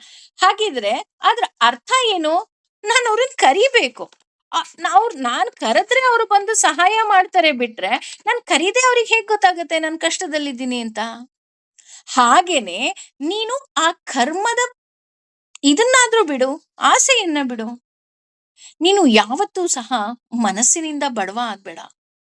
What is the use? ನಿನ್ನತ್ರ ಲಕ್ಷಾಂತರ ರೂಪಾಯಿ ಅಲ್ಲ, ಕೋಟ್ಯಾಂತರ ರೂಪಾಯಿ ಇದ್ದು ನೀನು ಮನಸ್ಸಿನಿಂದ ಬಡವ ಆಗಿದ್ರೆ ಉಪಯೋಗ ಏನ್ ಬಂತು? ಅದರ ಬದಲು ನೀನು ಆರ್ಥಿಕವಾಗಿ ಬಡವನಾಗಿದ್ರೂ ಸಹ ನೀನು ಮಾನಸಿಕವಾಗಿ ಮನಸ್ಸಿನಿಂದ ಶ್ರೀಮಂತ ಆಗಿದೆಯಾ ಅಂದ್ರೆ ನಿನಗಿಂತ ಶ್ರೀಮಂತ ಇನ್ನೊಬ್ರು ಇರೋದಕ್ಕೆ ಸಾಧ್ಯವೇ ಇಲ್ಲ ಅಲ್ವಾ? ಸಿ, ಜೀವನದ ಸತ್ಯವನ್ನ ಎಳೆ ಎಳೆಯಾಗಿ ಭಗವಂತ ನಮ್ಮ ಮುಂದೆ ಇಡ್ತಾ ಇದ್ದಾನೆ. ಕರ್ಮ ಫಲವನ್ನ ನೀನು ತ್ಯಾಗ ಮಾಡು. ಯಾರಿಗೋ ಇಷ್ಟ ಆಗುತ್ತೆ ಅಂತ ಕೆಲಸ ಮಾಡೋದಕ್ಕಿಂತ ಭಗವಂತನಿಗೆ ಇಷ್ಟ ಆಗತ್ತೆ ಅಂತ ಕೆಲಸ ಮಾಡು. ಅದರಿಂದ ನಿನಗೇನೇ ಫಲ ಸಿಕ್ಕರೂನು ಭಗವಂತ ಸರ್ವಂ ಶ್ರೀ ಕೃಷ್ಣಾರ್ಪಣಮಸ್ತು. ನೀನ್ ಏನ್ ಕೊಡ್ತಾ ಇದೀಯಾ, I am happy with that. ಅದಕ್ಕೆ ಹೇಳೋದು ಎಲ್ಲವುದಕ್ಕೂ ಮೂಲ ಮನಸ್ಸು. ಮನಸ್ಸೇ ಇಲ್ಲ ಅಂತ ಅಂದ್ರೆ ತುಂಬಾ ಕಷ್ಟ ಆಗೋಗ್ಬಿಡುತ್ತೆ ಅಲ್ವಾ?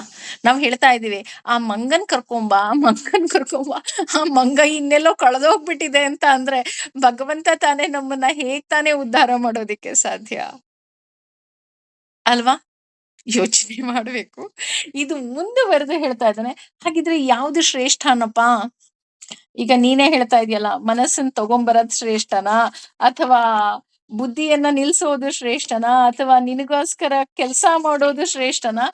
ಅಥವಾ ಈ ಫಲನೇ ಬೇಡ ಅಂತ ಹೇಳ್ತಾ ಇದೆಯಲ್ಲ ಅದು ಶ್ರೇಷ್ಠನಾ? ನನಗಿನ್ನೂ ಡೌಟ್ ಶುರು ಆಗೋಯ್ತಪ್ಪ. ನೀನ್ ಹೇಳ್ತಾ ಹೇಳ್ತಾ ನನಗಿನ್ನೂ ತುಂಬಾ ಕನ್ಫ್ಯೂಸ್ ಆಗ್ತಾ ಇದೆ, ನನಗೆ ಕಷ್ಟ ಆಗ್ತಿದೆ ಅಂತ ಅಂದ್ರೆ ಅದಕ್ಕೂ ಉತ್ತರವನ್ನ ಹೇಳ್ತಾ ಇದೆ ಭಗವಂತ. ಶ್ರೇಯೋ ಹಿ ಜ್ಞಾನಮಭ್ಯಾಸಾತ್ ಜ್ಞಾನಾಧ್ಯಾನಂ ವಿಶಿಷ್ಯತೆ ಧ್ಯಾನಾತ್ ಕರ್ಮ ಫಲತ್ಯಾಗಃ ತ್ಯಾಗಚ್ಛಾಂತಿರನಂತರಂ. ಶ್ರೇಯ ಉತ್ತಮವಾದುದು, ಹಿ ಖಂಡಿತವಾಗಿಯೂ, ಜ್ಞಾನವು, ಅಭ್ಯಾಸಾತ್ ಅಭ್ಯಾಸಕ್ಕಿಂತ, ಜ್ಞಾನಾತ್ ಜ್ಞಾನಕ್ಕಿಂತ, ಧ್ಯಾನವು ವಿಶಿಷ್ಯತೆ ಉತ್ತಮವಾಗಿದೆ ಎಂದು ಪರಿಗಣಿಸಲಾಗಿದೆ. ಧ್ಯಾನಾತ್ ಧ್ಯಾನಕ್ಕಿಂತ, ಕರ್ಮ ಫಲತ್ಯಾಗವು, ತ್ಯಾಗಾತ್ ಅಂತಹ ತ್ಯಾಗದಿಂದ, ಶಾಂತಿಯು ಅನಂತರಂ ಆಮೇಲೆ. ಅಂದ್ರೆ ಯಾವುದು ನಿಜವಾಗ್ಲೂ ಬೇಕು ಅಂತ ಅನ್ಬೇಕಾದ್ರೆ ಮೊದ್ಲು ಅಭ್ಯಾಸ ಮಾಡು ಅಂತ ಕೃಷ್ಣ ಹೇಳ್ತಾನೆ. ಶ್ರೇಯೋ ಹಿ ಜ್ಞಾನಮಭ್ಯಾಸಾತ್. ಅಭ್ಯಾಸ ಮಾಡ್ಬೇಕು. ಅಭ್ಯಾಸ ಮಾಡೋದು ಅಂದ್ರೆ ಏನು? ಮನಸ್ಸು ಮತ್ತು ಬುದ್ಧಿಯನ್ನ ನಿಲ್ಸೋದು. ಈಗ ಮಗುಗೆ ಓದು ಅಂತ ಹೇಳ್ತೀವಿ ಅಂತ ಅನ್ಕೊಳ್ಳೋಣ. ಇಷ್ಟ ಇರಲ್ಲ ಅದಕ್ಕೆ ಫ್ರೆಂಡ್ಸ್ ಜೊತೆ ಪಾರ್ಟಿಗೆ ಹೋಗ್ಬೇಕಾಗಿರುತ್ತೆ. ಅಮ್ಮ ಹೇಳಿರ್ತಾಳೆ, ಇದಿಷ್ಟು ಓದಿದ್ರೇನೆ ನಾನು ಪಾರ್ಟಿ ಕಳ್ಸೋದು, ಇಲ್ಲಾಂದ್ರೆ ಕಳ್ಸಲ್ಲ ಅಂತ. ಆ ಮಗು ಸುಮ್ನೆ ಜೋರಾಗಿ ಓದ್ಕೊಂಡು ಬಡ ಬಡ ಬಡ ಬಡ ಓದಿ, ಅಮ್ಮ ನಾನು ಓದಾಯ್ತು, ನನಗ್ ಪಾರ್ಟಿಗೆ ಹೋಗ್ಲಾ ಅಂತ ಕೇಳುತ್ತೆ. ಅದು ನಿಜವಾಗ್ಲೂ ಓದಿದ್ದು ಅದಕ್ ತಲೆಗ್ ಹೋಯ್ತಾ? ಅಭ್ಯಾಸ ಮಾಡಿದ್ದು ತಲೆಗ್ ಹೋಯ್ತಾ? ಹೋಗ್ಲಿಲ್ಲ. ಯಾಕೆ ಹೋಗ್ಲಿಲ್ಲ? ಅದಕ್ ಮನ್ಸಿರ್ಲಿಲ್ಲ.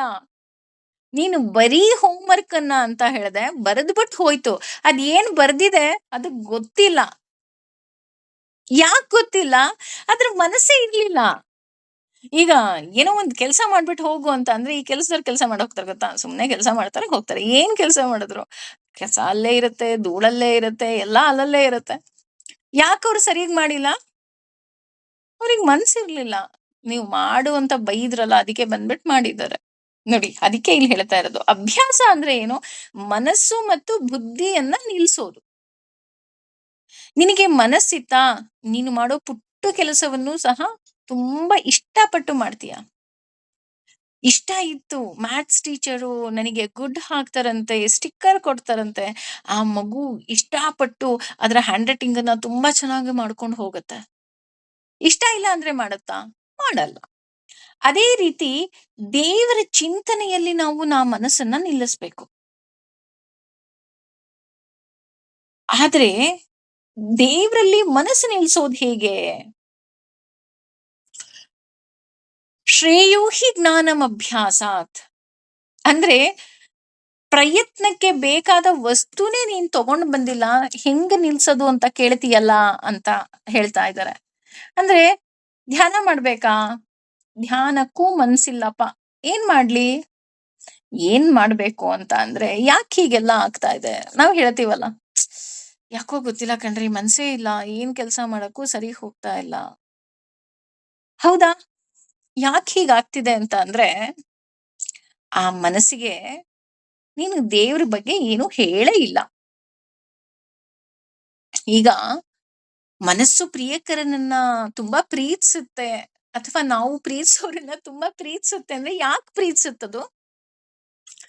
ಅದಕ್ಕೆ ನಾವು ಹೇಳಿದೀವಿ, ಅಯ್ಯೋ ಹಿ ಈಸ್ ವೆರಿ ಸ್ವೀಟ್ ಅಂತ. ಆದ್ರೆ ನೀನ್ ಯಾವತ್ತಾದ್ರೂ ನಿನ್ನ ಮನಸ್ಸಿಗೆ ಹೇಳಿದ್ಯಾ, ಭಗವಂತ ತುಂಬಾ ಸ್ವೀಟ್ ಕಣೋ ಅಂತ? ಹೇಳೇ ಇಲ್ಲ ಅಲ್ವಾ? ಸೊ ಮನಸ್ಸಿಗ್ ಗೊತ್ತಿಲ್ಲ ಪಾಪ. ಅವನು ಭಗವಂತ ಎಷ್ಟು ಸ್ವೀಟು, ಅವನು ನಮಗೋಸ್ಕರ ಏನೆಲ್ಲ ಒಳ್ಳೇದ್ ಮಾಡಿದಾನೆ, ಅದ್ ಏನೂ ಗೊತ್ತಿಲ್ಲ. ಈಗ ನಮಗೆ ಅರಿವಿಲ್ಲದೆ ನಾವು ಅಪ್ಪ ಅಮ್ಮನ ಕಾಲಿಗೆ ಬೀಳ್ತೀವಿ, ಹಿರಿಯರ ಕಾಲಿಗೆ ಬೀಳ್ತೀವಿ. ಅಪ್ಪ ಅಮ್ಮನಿಗೆ ನಾವು ಬೆಲೆ ಕೊಡ್ತೀವಿ. ಯಾಕೆ ಕೊಡ್ತೀವಿ? ಯಾಕೆ ಅಂದ್ರೆ ನಮ್ಮ ಮನಸ್ಸಿಗೆ ಗೊತ್ತು, ನನ್ನ ಅಪ್ಪ ಎಷ್ಟು ಕಷ್ಟಪಟ್ಟಿದ್ದಾನೆ, ನನ್ನ ಅಮ್ಮ ಎಷ್ಟು ಕಷ್ಟಪಟ್ಟಿದ್ದಾಳೆ. ಅಮ್ಮ ಅಷ್ಟೆಲ್ಲ ಓದಿದ್ರುನು ನಮಗೋಸ್ಕರ ಎಲ್ಲಾ ಕೆಲಸವನ್ನ ಬಿಟ್ಟು ನನ್ನನ್ನ ನೋಡ್ಕೊಂಡಿದ್ದಾಳೆ. ಆಕೆ ನನ್ನ ಆರೋಗ್ಯಕ್ಕೋಸ್ಕರ ರುಚಿ ರುಚಿಯಾಗಿ ನನಗೋಸ್ಕರ ಅಡ್ಗೆ ಮಾಡಿದಾಳೆ. ಅವಳ ತ್ಯಾಗ ದೊಡ್ಡದು. ಅಥವಾ ಅಪ್ಪ ಇನ್ನೆಲ್ಲೋ ದೊಡ್ಡ ಕೆಲಸ ಸಿಕ್ರುನು ಮಕ್ಕಳ ಜೊತೆ ಇರ್ಬೇಕು, ಮಕ್ಕಳಿಗೆ ಅಪ್ಪನ ಪ್ರೀತಿ ಬೇಕು ಅಂತ ನಮ್ಮ ಜೊತೆ ಇದ್ರು. ಸೊ ಅವರು ಮಾಡಿದ ಎಲ್ಲ ಒಳ್ಳೇದು ನಮ್ಮ ಮನಸ್ಸಿಗೆ ಗೊತ್ತು. ಹಾಗಾಗಿ ನಾವು ತಂದೆ ತಾಯಿಗೆ ವಿಥೌಟ್ ಅವರ್ ನಾಲೆಡ್ಜ್ ನಾವು ಅವರಿಗೆ ನಮಸ್ಕಾರ ಮಾಡ್ತೀವಿ. ಅಥವಾ ಅವ್ರಿಗೆ ಬೆಲೆ ಕೊಡ್ತೀವಿ. ಯಾಕೆ? ಅವ್ರಿಗೆ ಗೊತ್ತು. ಅಂದ್ರೆ ಮನಸ್ಸಿಗೆ ಗೊತ್ತು. ಆದ್ರೆ ನೀನು ದೇವ್ರ ಬಗ್ಗೆ ಹೇಳಿದ್ಯಾ ನಿನ್ನ ಮನಸ್ಸಿಗೆ? ದೇವ್ರು ಹೇಗೆ? ದೇವ್ರು ನಿನಗೆ ಏನೆಲ್ಲ ಒಳ್ಳೇದ್ ಮಾಡಿದಾನೆ ಅಂತ ನೀನು ಯಾವತ್ತಾದ್ರೂ ಹೇಳಿದ್ಯಾ? ಅಥವಾ ಅವನ ಪ್ರಾಮುಖ್ಯತೆ ಹೇಳಿದ್ಯಾ? ಅವನ ಇಂಪಾರ್ಟೆನ್ಸ್ ಹೇಳಿದ್ಯಾ? ಹೌದಾ? ಹಾಗಿದ್ರೆ ಹೇಗ್ ತಿಳ್ಸೋದಪ್ಪ? ಏನ್ ಹೊಡೆದ್ ಬಿಡ್ಲಾ ಅದಕ್ಕೆ? ಕರ್ಕೊಂಬಂದು ಈಗ ಮಕ್ಳಿಗಾದ್ರೂ ಒಂದ್ 4 ಮಗು ಕೈಗ್ ಸಿಕ್ಕುತ್ತೆ ಹೊಡಿಬೋದು. ಬುದ್ಧಿ ಹೇಳ್ಬೋದು. ಈ ಮನಸ್ಸಿಗೆ ಹೇಗೆ ಹೊಡೆಯೋದು? ಅಥವಾ ಹೇಗೆ ಹಿಡ್ಕೊಂಬರೋದು? ಹಿಡ್ಕೊಳ್ಳೋದಿಕ್ಕೆ ಸಾಧ್ಯನಾ? ಮನ್ಸು ನನ್ ಕೈಗೆ ಸಿಕ್ಕಲ್ಲ. ಜ್ಞಾನದ ಮೂಲಕ ನನ್ನ ಮನಸ್ಸಿಗೆ ಭಗವಂತ ನನಗೇನೆಲ್ಲ ಮಾಡಿದ್ದಾನೆ ಅಂತ ಹೇಳ್ತಾ ಹೋಗ್ಬೇಕು. ಹೇಗ್ ಹೇಳೋದು ಜ್ಞಾನದ ಮೂಲಕ? ಭಗವದ್ಗೀತೆ ಕೇಳೋದ್ರ ಮೂಲಕ, ಭಾಗವತವನ್ನ ಕೇಳೋದ್ರ ಮೂಲಕ, ಅಥವಾ ಭಗವಂತನ ನಾಮ ಸ್ಮರಣೆಯ ಮೂಲಕ ಮನಸ್ಸಿಗೆ ಗೊತ್ತಾಗ್ತಾ ಹೋಗುತ್ತೆ ವಾಟ್ ಹಿ ಈಸ್. ಭಗವಂತ ನನಗೋಸ್ಕರ ಏನೆಲ್ಲ ಮಾಡಿದ್ದಾನೆ ಗೊತ್ತಾಗ್ತಾ ಹೋಗುತ್ತೆ. ಮನಸ್ಸು ಮಾಡಿದ್ರೆ ಎಲ್ಲವುದು ಆಗ್ತಾ ಹೋಗುತ್ತೆ ಅಲ್ವಾ? ಯಾವಾಗ ಮನಸ್ಸು ಮಾಡುತ್ತೆ? ಮನಸ್ಸು ನೋಡಿ, ಇಷ್ಟ ಇದ್ರೆ ಮಾತ್ರ ಅದು ಮಾಡುತ್ತೆ. ಅಥವಾ ಅದ್ರ ಬಗ್ಗೆ ಪ್ರಾಮುಖ್ಯತೆ ಗೊತ್ತಿದ್ರೆ ಮಾಡುತ್ತೆ. ಇಷ್ಟ ಇಲ್ಲ ಅಂದ್ರೆ ನೀವೇನೇ ತ್ರಿಪರ್ಲಾಗ ಹಾಕಿದ್ರು ನಿಮ್ಮ ಮನಸ್ಸು ಇಷ್ಟ ಪಡೋದಿಲ್ಲ. ಅದು ತುಂಬಾ ಕಷ್ಟ ಆಗೋಗ್ಬಿಡುತ್ತೆ. ಈಗ ಉದಾಹರಣೆ, ನಾವು ಚೆನ್ನಾಗಿದ್ರುನು ಯಾರೋ ನಮ್ಗ್ ಆಗದೆ ಇದ್ದೋರು ಬಂದ್ರು, ನಮ್ಗ್ ಮನಸ್ಸಿಗೆ ಆಗದೆ ಇದ್ದೋರು ಬಂದ್ರು ಅಂದ್ರೆ ಏನ್ ಮಾಡ್ತೀವಿ? ಅಯ್ಯೋ ಇಲ್ಲ, ಸ್ವಲ್ಪ ಕೆಲ್ಸ ಇದೆ, ನಾನು ಹೋಗ್ಬಿಟ್ ಬರ್ಲಾ ಅಂತ ಹೇಳಿ ಹೋಗ್ಬಿಡ್ತೀವಿ. ಅದೇ ಮನೆಯಲ್ಲಿ ಸಾವಿರಾರು ಕೆಲಸ ಇದ್ರುನು ನಮ್ಮ ಇಷ್ಟ ಪಡೋರು ಬಂದ್ರು ಅಂದ್ರೆ, ಏ ಇಲ್ಲಪ್ಪ, ಏನು ಕೆಲ್ಸನೇ ಇಲ್ಲ, ಅಯ್ಯೋ ನಿನಗೆ ಕಾಯ್ತಾ ಇದ್ದೆ, ಈ ಕೆಲಸ ಏನು ನಾಳೆನೂ ಮಾಡ್ಕೋಬಹುದು, ವಿ ವಿಲ್ ಪೋಸ್ಟ್‌ಪೋನ್ ದಟ್ ಕೆಲಸ ಅಂಡ್ ನಾವು ಅವ್ರ ಜೊತೆ ಕೂತ್ಕೊಂಡು ಗಂಟೆ ಗಟ್ಲೆ ಹರಟೆ ಹೊಡಿತೀವಿ. ಅಥವಾ ಹುಷಾರಿಲ್ಲ ಅಂದ್ರುನು ಅವ್ರಿಗೋಸ್ಕರ ಎದ್ದೇಳ್ತೀವಿ, ಕಾಫಿ ಮಾಡ್ತೀವಿ, ಅಡಿಗೆ ಮಾಡ್ತೀವಿ, ಎಲ್ಲಾ ಮಾಡ್ತೀವಿ. ಯಾಕೆ ಇದು? ದೇಹದಿಂದನಾ? ಖಂಡಿತ ಇಲ್ಲ, ಮನಸ್ಸಿನಿಂದ.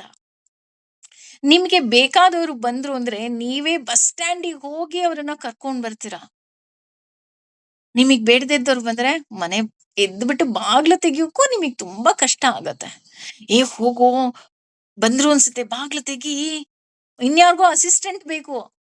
ಅದೇ ನಮಗ್ ಬೇಕಾದವ್ರು ಬಂದ್ರೆ ಕಾರ್ ತಗೊಂಡ್ ಹೋಗಿ ರೈಲ್ವೆ ಸ್ಟೇಷನ್ ಇಂದನೋ ಬಸ್ ಸ್ಟ್ಯಾಂಡ್ ಇಂದನೋ ಕರ್ಕೊಂಡ್ ಬರ್ತೀವಿ.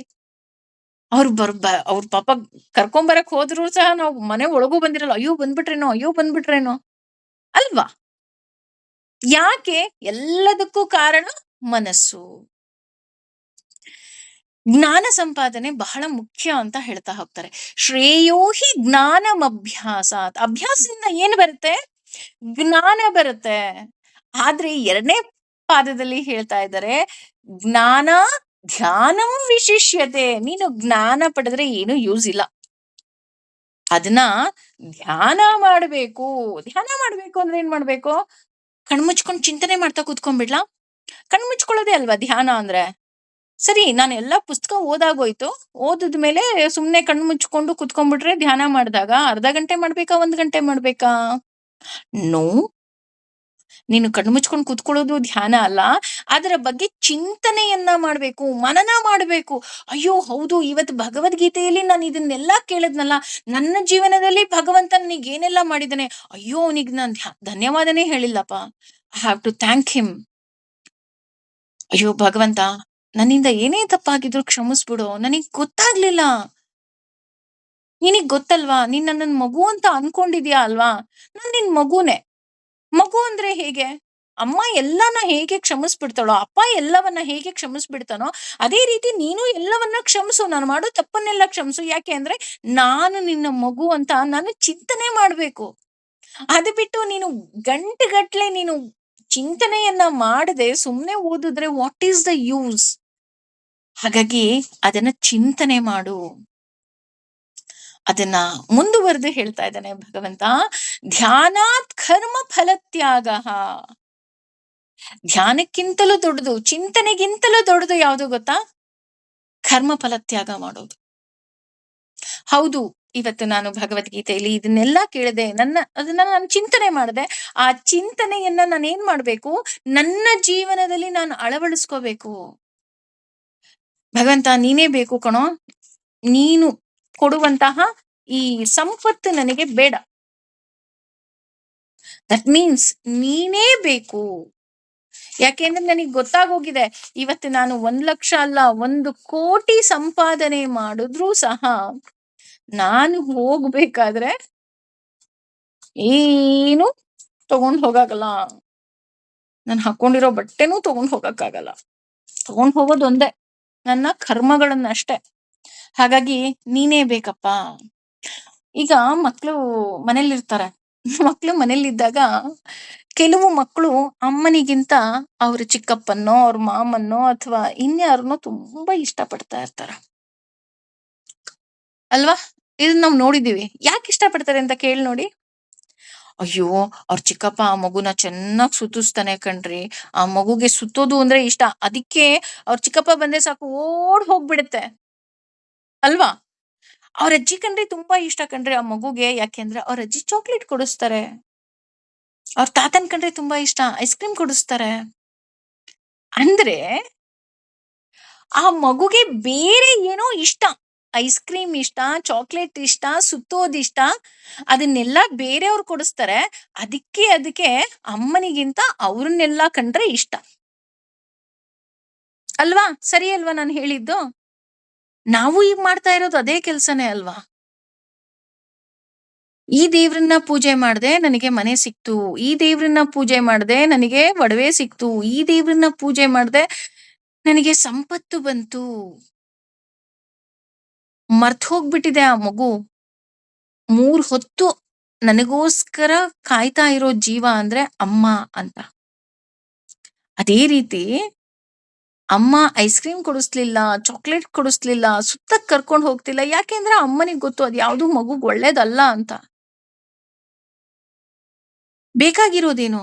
ಮಗುಗೆ ಹೆಲ್ತಿ ಫುಡ್ ಬೇಕು, ಮಗುಗೆ ಪ್ರೀತಿ ಬೇಕು. ಅದೇ ತರ ಭಗವಂತನಿಗೂ ಗೊತ್ತು, ನಮ್ಮ ಕರ್ಮದಿಂದ ನಾವು ಮೋಕ್ಷವನ್ನ ತಲುಪಬೇಕೇ ವಿನಃ ಈ ಸಾಮಾಜಿಕವಾಗಿ ನಮಗೆ ಸಿಕ್ಕುವಂತ ಇದೇ ಆಸೆಗಳಲ್ಲಿ ನಾವು ಗೊತ್ತಿಲ್ಲದೆ ಮತ್ತೆ ಮತ್ತೆ ಮತ್ತೆ ಮತ್ತೆ ಜೇಡರ ಹುಳುವಿನ ಹಾಗೆ ನಾವು ಸಿಕ್ಕಾಕೊಳ್ತಾ ಇದ್ದೀವಿ. ಹಾಗಿದ್ರೆ ಇದ್ಯಾವುದು ಬೇಡ್ವಾ? ಇದು ಬೇಡ ಅಂತ ಅಲ್ಲ. ನಮ್ಮ ಮುಖ್ಯ ಅಮ್ಮನೇ ಆಗಿರ್ಬೇಕಲ್ವಾ? ಆ ಮಗು ಅಮ್ಮ ಬೇಕು ಅಂತ ಅಳ್ತಿದೆ ಅಂದ್ರೆ ಐಸ್ ಕ್ರೀಮ್ ಕೊಟ್ರೆ ಸುಮ್ನೆ ಆಗ್ಬಾರ್ದು ಅಲ್ವಾ? ಅದೇ ತರ ಲಕ್ಷ್ಮಿಯನ್ನ ಆರಾಧನೆ ಮಾಡಿ ನಾನು ಸಂಪತ್ತನ್ನ ಪಡೆದೆ ಸಾಕು, ನನಗೆ ಸಂಪತ್ತೇ ಸಾಕು ಅಲ್ವಾ? ಮೋಕ್ಷ ಬೇಡ್ವಾ? ಎಲ್ಲಿವರೆಗೂ ಸಂಪತ್ತು ಇಟ್ಕೊಂಡಿರ್ತೀಯ? ಈಗ ಅಟ್ ಪ್ರೆಸೆಂಟ್ ಬೇಕು. ಒಂದ್ 50 ವರ್ಷ, 60 ವರ್ಷ, 70 ವರ್ಷ, 80 ವರ್ಷ, 90 ವರ್ಷ, ಶತಾಯುಷಿ. ಆಮೇಲಾದ್ರೂ ನಿನಗ್ ಬೇಕು ಅನ್ಸೋದೇನು? ಮೋಕ್ಷ. ನೋಡಿ, ಧರ್ಮ, ಅರ್ಥ, ಕಾಮ, ಮೋಕ್ಷ. ನಾವು ಕಾಮದ ಹಿಂದೆ ಹಾಗೂ ಅರ್ಥದ ಹಿಂದೆ ಓಡ್ತೀವಿ. ದುಡಿಬೇಕು ದುಡಿಬೇಕು ದುಡಿಬೇಕು ದುಡಿಬೇಕು, ಇದು ಫುಲ್ಫಿಲ್ ಆಗ್ಬೇಕು, ಅದು ಫುಲ್ಫಿಲ್ ಆಗ್ಬೇಕು. ಎಲ್ಲ ಫುಲ್ಫಿಲ್ ಆಯ್ತು. ನೀನು ಧರ್ಮ ಮಾರ್ಗಕ್ಕೆ ಹೋಗ್ಲೇ ಇಲ್ಲ ಅಂದ್ರೆ ನಿನಗೆ ಮೋಕ್ಷ ಎಲ್ಲಿಂದ ಸಿಕ್ಕತ್ತೆ ಅಲ್ವಾ? ಮೋಕ್ಷ ಬೇಕಾ ಬೇಡ್ವಾ? ಲಾಸ್ಟ್ ಸ್ಟಾಪ್ ಅದೇನೆ. ನಾನು ಬಸ್ ಹತ್ತಿರದೆ ನಾನು ಬೆಂಗಳೂರಿಗೆ ಹೋಗಿ ಇಳಿಬೇಕು ಅಂದಾಗ ಬೆಂಗಳೂರು ಬಸ್ ಸ್ಟ್ಯಾಂಡ್ ಬರ್ತಿದ್ದ ಹಾಗೇನೆ ಸ್ಯಾಟಲೈಟ್ ಬಸ್ ಸ್ಟಾಪ್ ಬಂದ್ರೆ ನಾನು ಇಳಿಲೇಬೇಕು. ಇಳಿಲಿಲ್ಲ ಅಂದ್ರೆ ಡ್ರೈವರ್ ಒದ್ದೆ ಇಳಿಸ್ತಾನೆ, ಏ ಇಳಿಯಮ್ಮ ಲಾಸ್ಟ್ ಸ್ಟಾಪ್ ಬಂತು ಅಂತ. ಹಾಗೇನೆ ಯಾವುದೋ ಐಸ್ ಕ್ರೀಮ್ಗೋಸ್ಕರನೋ ಚಾಕ್ಲೇಟ್ಗೋಸ್ಕರೋ ಮಗು ಅಮ್ಮನನ್ನ ಮರೆತ ಹಾಗೆ ನಾವು ಯಾವತ್ತೂ ಮರಿಬಾರ್ದು. ತ್ಯಾಗ ಚಾಂತಿರ ನಂತರಂ. ನಾನು ಎಲ್ಲವನ್ನ ತ್ಯಾಗ ಮಾಡಿದ ಹಾಗೆ, ಅಂದ್ರೆ ಈ ಕರ್ಮವನ್ನ, ಧ್ಯಾನಾತ್ ಕರ್ಮ ಫಲತ್ಯಾಗ. ನಾನು ತ್ಯಾಗ ಮಾಡಿದೆ, ನಾನು ಅಡಿಗೆ ಮಾಡಿದೆ, ನಾನು ಅದರಿಂದ ಏನು ಎಕ್ಸ್ಪೆಕ್ಟೇಷನ್ಸ್ ಇಟ್ಕೊಂಡಿಲ್ಲ, ಅಥವಾ ನಾನು ಏನು ಕೆಲಸ ಮಾಡ್ತಾ ಇದ್ದೀನಿ, I am happy with that. ಆಗ ಏನಾಗುತ್ತೆ? ತ್ಯಾಗ ಚಾಂತಿರ ನಂತರಂ, ಮೋಕ್ಷವನ್ನ ಅವನು ಪಡೀತಾ ಹೋಗ್ತಾನೆ. ಮೋಕ್ಷ ಪಡೆಯೋದು ತುಂಬಾ ಈಸಿ. ನೀವ್ ಯಾವ್ದೋ ಒಂದು ಹೋಮನೋ ಹವನನೋ ಇನ್ನೊಂದೋ ಮತ್ತೊಂದೋ ಏನೋ ಮಾಡೋ ಅವಶ್ಯಕತೆನೇ ಇಲ್ಲ. ನಾವು ಮಾಡ್ಬೇಕಾಗಿರೋದೊಂದೇ, ನಾನು ಮಾಡುವ ಎಲ್ಲಾ ಕರ್ಮಗಳಿಂದ ಯಾವುದೇ ರೀತಿಯಾದಂತಹ ಫಲದ ಅಪೇಕ್ಷೆಯನ್ನ ಪಡೆದೇ ಇರೋದು. ರಾಘವೇಂದ್ರ ಸ್ವಾಮಿಗಳು ಏನನ್ನೂ ಬಯಸ್ಲಿಲ್ಲ, ಕನಕದಾಸರು ಏನನ್ನೂ ಬಯಸ್ಲಿಲ್ಲ, ಪುರಂದರದಾಸರು ಏನನ್ನೂ ಬಯಸ್ಲಿಲ್ಲ. ಆತ ನವಕೋಟಿ ನಾರಾಯಣನಾಗಿದ್ದ. ಕೊನೆಗೆ ಆತ ಬಯಸಿದ್ದೇನು? ಭಗವಂತ ನೀನೇ ಬೇಕು ಕಣೋ ಅಲ್ವಾ? ಹಾಗೇನೆ ನಾವು ನಮ್ಮ ಕರ್ಮವನ್ನ ಮಾಡ್ಬೇಕು. ನೋಡಿ, ಇಲ್ಲಿ ಎಲ್ಲೂ ಸಹ ಭಗವಂತ ನಿನ್ನ ಕರ್ಮದಿಂದ ವಿಮುಖ ಆಗು ಅಂತ ಹೇಳ್ತಾನೆ ಇಲ್ಲ. ಅವನು ಹೇಳ್ತಾ ಇರೋದೇನು? ನಿನ್ನ ಕರ್ಮ ಮಾಡು, ನಿನ್ನ ಕರ್ಮ ಮಾಡು, ನಿನ್ನ ಕೆಲಸ ಮಾಡು. ಆದ್ರೆ ಅದರಿಂದ ಯಾವುದೋ ಎಕ್ಸ್ಪೆಕ್ಟೇಷನ್ಸ್ ಮಾಡ್ಬೇಡ. ಆ ರೀತಿ ಏನನ್ನೂ ನೀನು ಎಕ್ಸ್ಪೆಕ್ಟೇಷನ್ಸ್ ಮಾಡ್ಲೇ ಇಲ್ಲ, ಎಲ್ಲವನ್ನ ತ್ಯಾಗ ಮಾಡ್ದೆ. ಎಲ್ಲವನ್ನ ಅಂದ್ರೆ ಏನ್ ತ್ಯಾಗ ಮಾಡ್ಬೇಕು? ನಮ್ಮ ಆಸೆ ಆಕಾಂಕ್ಷೆಗಳನ್ನ ತ್ಯಾಗ ಮಾಡ್ಬೇಕೆ ವಿನಃ ನಮ್ಮ ಕರ್ಮಗಳನ್ನ ತ್ಯಾಗ ಮಾಡೋದಲ್ಲ. ನಾನು ನನ್ನ ಕರ್ಮಗಳನ್ನ ನಿಸ್ವಾರ್ಥವಾಗಿ ಯಾವುದೇ ರೀತಿಯಾದಂತಹ ಫಲದ ಅಪೇಕ್ಷೆ ಇಲ್ಲದೆ ಮಾಡಿದಾಗ ಭಗವಂತ ನನಗೆ ಮೋಕ್ಷವನ್ನ ಕರುಣಿಸ್ತಾನಂತೆ. ಅದಕ್ಕೆ ಹೇಳಿದ್ದು ರೀ, ಹಿ ಈಸ್ ವೆರಿ ಸ್ವೀಟ್ ಅಂತ ಅಲ್ವಾ? ನಿಜಕ್ಕೂ ಸಹ. ಯಾಕೆಂದ್ರೆ ನಮ್ಮಂತಹ ಈ ಪುಟ್ಟ ಈ ಹುಳುವಿನ ಹಾಗೆ ಇರುವಂತಹ ಈ ಜೀವ ಇದಕ್ಕೇನು ಗೊತ್ತಿಲ್ಲ. ಭಗವಂತ ಅಂದ್ರೆ ಏನು ಗೊತ್ತಿಲ್ಲ, ಭಕ್ತಿ ಅಂದ್ರೆ ಏನು ಗೊತ್ತಿಲ್ಲ, ಕರ್ಮ ಅಂದ್ರೆ ಏನು ಗೊತ್ತಿಲ್ಲ, ತ್ಯಾಗ ಅಂದ್ರೆ ಏನು ಗೊತ್ತಿಲ್ಲ.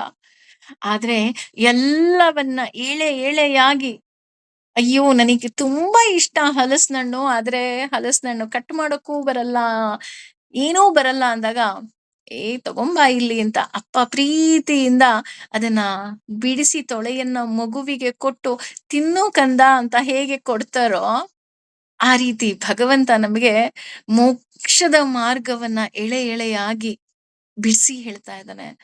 ನೀನ್ ಇದಕ್ ಕಷ್ಟಪಡೋ ಅವಶ್ಯಕತೆನೇ ಇಲ್ಲ ಮಗು. ನೀನು ನಿನ್ನ ಎಲ್ಲ ಕರ್ಮಗಳನ್ನ ತ್ಯಾಗ ಮಾಡು, ನನಗೊಪ್ಸು. ಅದರಿಂದ ಏನು ಎಕ್ಸ್ಪೆಕ್ಟೇಷನ್ಸ್ ಇಟ್ಕೋಬೇಡ. He is so sweet. ಏನು ಎಕ್ಸ್ಪೆಕ್ಟೇಷನ್ಸ್ ಇಲ್ಲದೆ ನಾವು ಬದುಕಿದಾಗ ನಮ್ಮ ಮುಖದ ಮೇಲೆ ಸದಾ ಭಗವಂತ ಅವನ ಅಂಗಾಂಗಗಳೇ ಜ್ಞಾನ ಮತ್ತೆ ಆನಂದದಿಂದ ಆಗಿರೋದು. ನಮ್ಮ ತಲೆಗೆ ಜ್ಞಾನವನ್ನ ತುಂಬ್ತಾ ಹೋಗ್ತಾನೆ. ನಮ್ಮ ಮುಖದಲ್ಲಿ ಆನಂದವನ್ನ ತುಂಬ್ತಾ ಹೋಗ್ತಾನೆ. ಇದಕ್ಕಿಂತ ಬೇರೆ ಏನು ಬೇಡವೇ ಬೇಡ ಅಲ್ವಾ? ಅದಕ್ಕೆ ಸದ್ಯಕ್ಕೆ ಹೇಳೋಣ, ಸರ್ವಂ ಶ್ರೀ ಕೃಷ್ಣಾರ್ಪಣಮಸ್ತು. ಸರ್ವೇ ಜನ ಸುಖಿನೋ ಭವಂತು. ಸಮಸ್ತ ಸನ್ಮಂಗಲಾನಿ ಭವಂತು. ಭಗವಂತ ನಮಗಿನ್ನೂ ಧರ್ಮದ ಮಾರ್ಗವನ್ನ, ಜ್ಞಾನದ ಮಾರ್ಗವನ್ನ ನೀನೇ ಕರುಣಿಸು ತಂದೆ ಅಂತ ಅವನಿಗೆ ಇನ್ನಷ್ಟು ಮತ್ತಷ್ಟು ಶರಣಾಗಣ. ಐ ಹೋಪ್ ನನ್ನ ಪಾಠ ನಿಮ್ಮೆಲ್ರಿಗೂ ಇಷ್ಟ ಆಗ್ತಿದೆ ಅಂತ ಭಾವಿಸ್ತೀನಿ. ಧನ್ಯವಾದಗಳು. Thank you.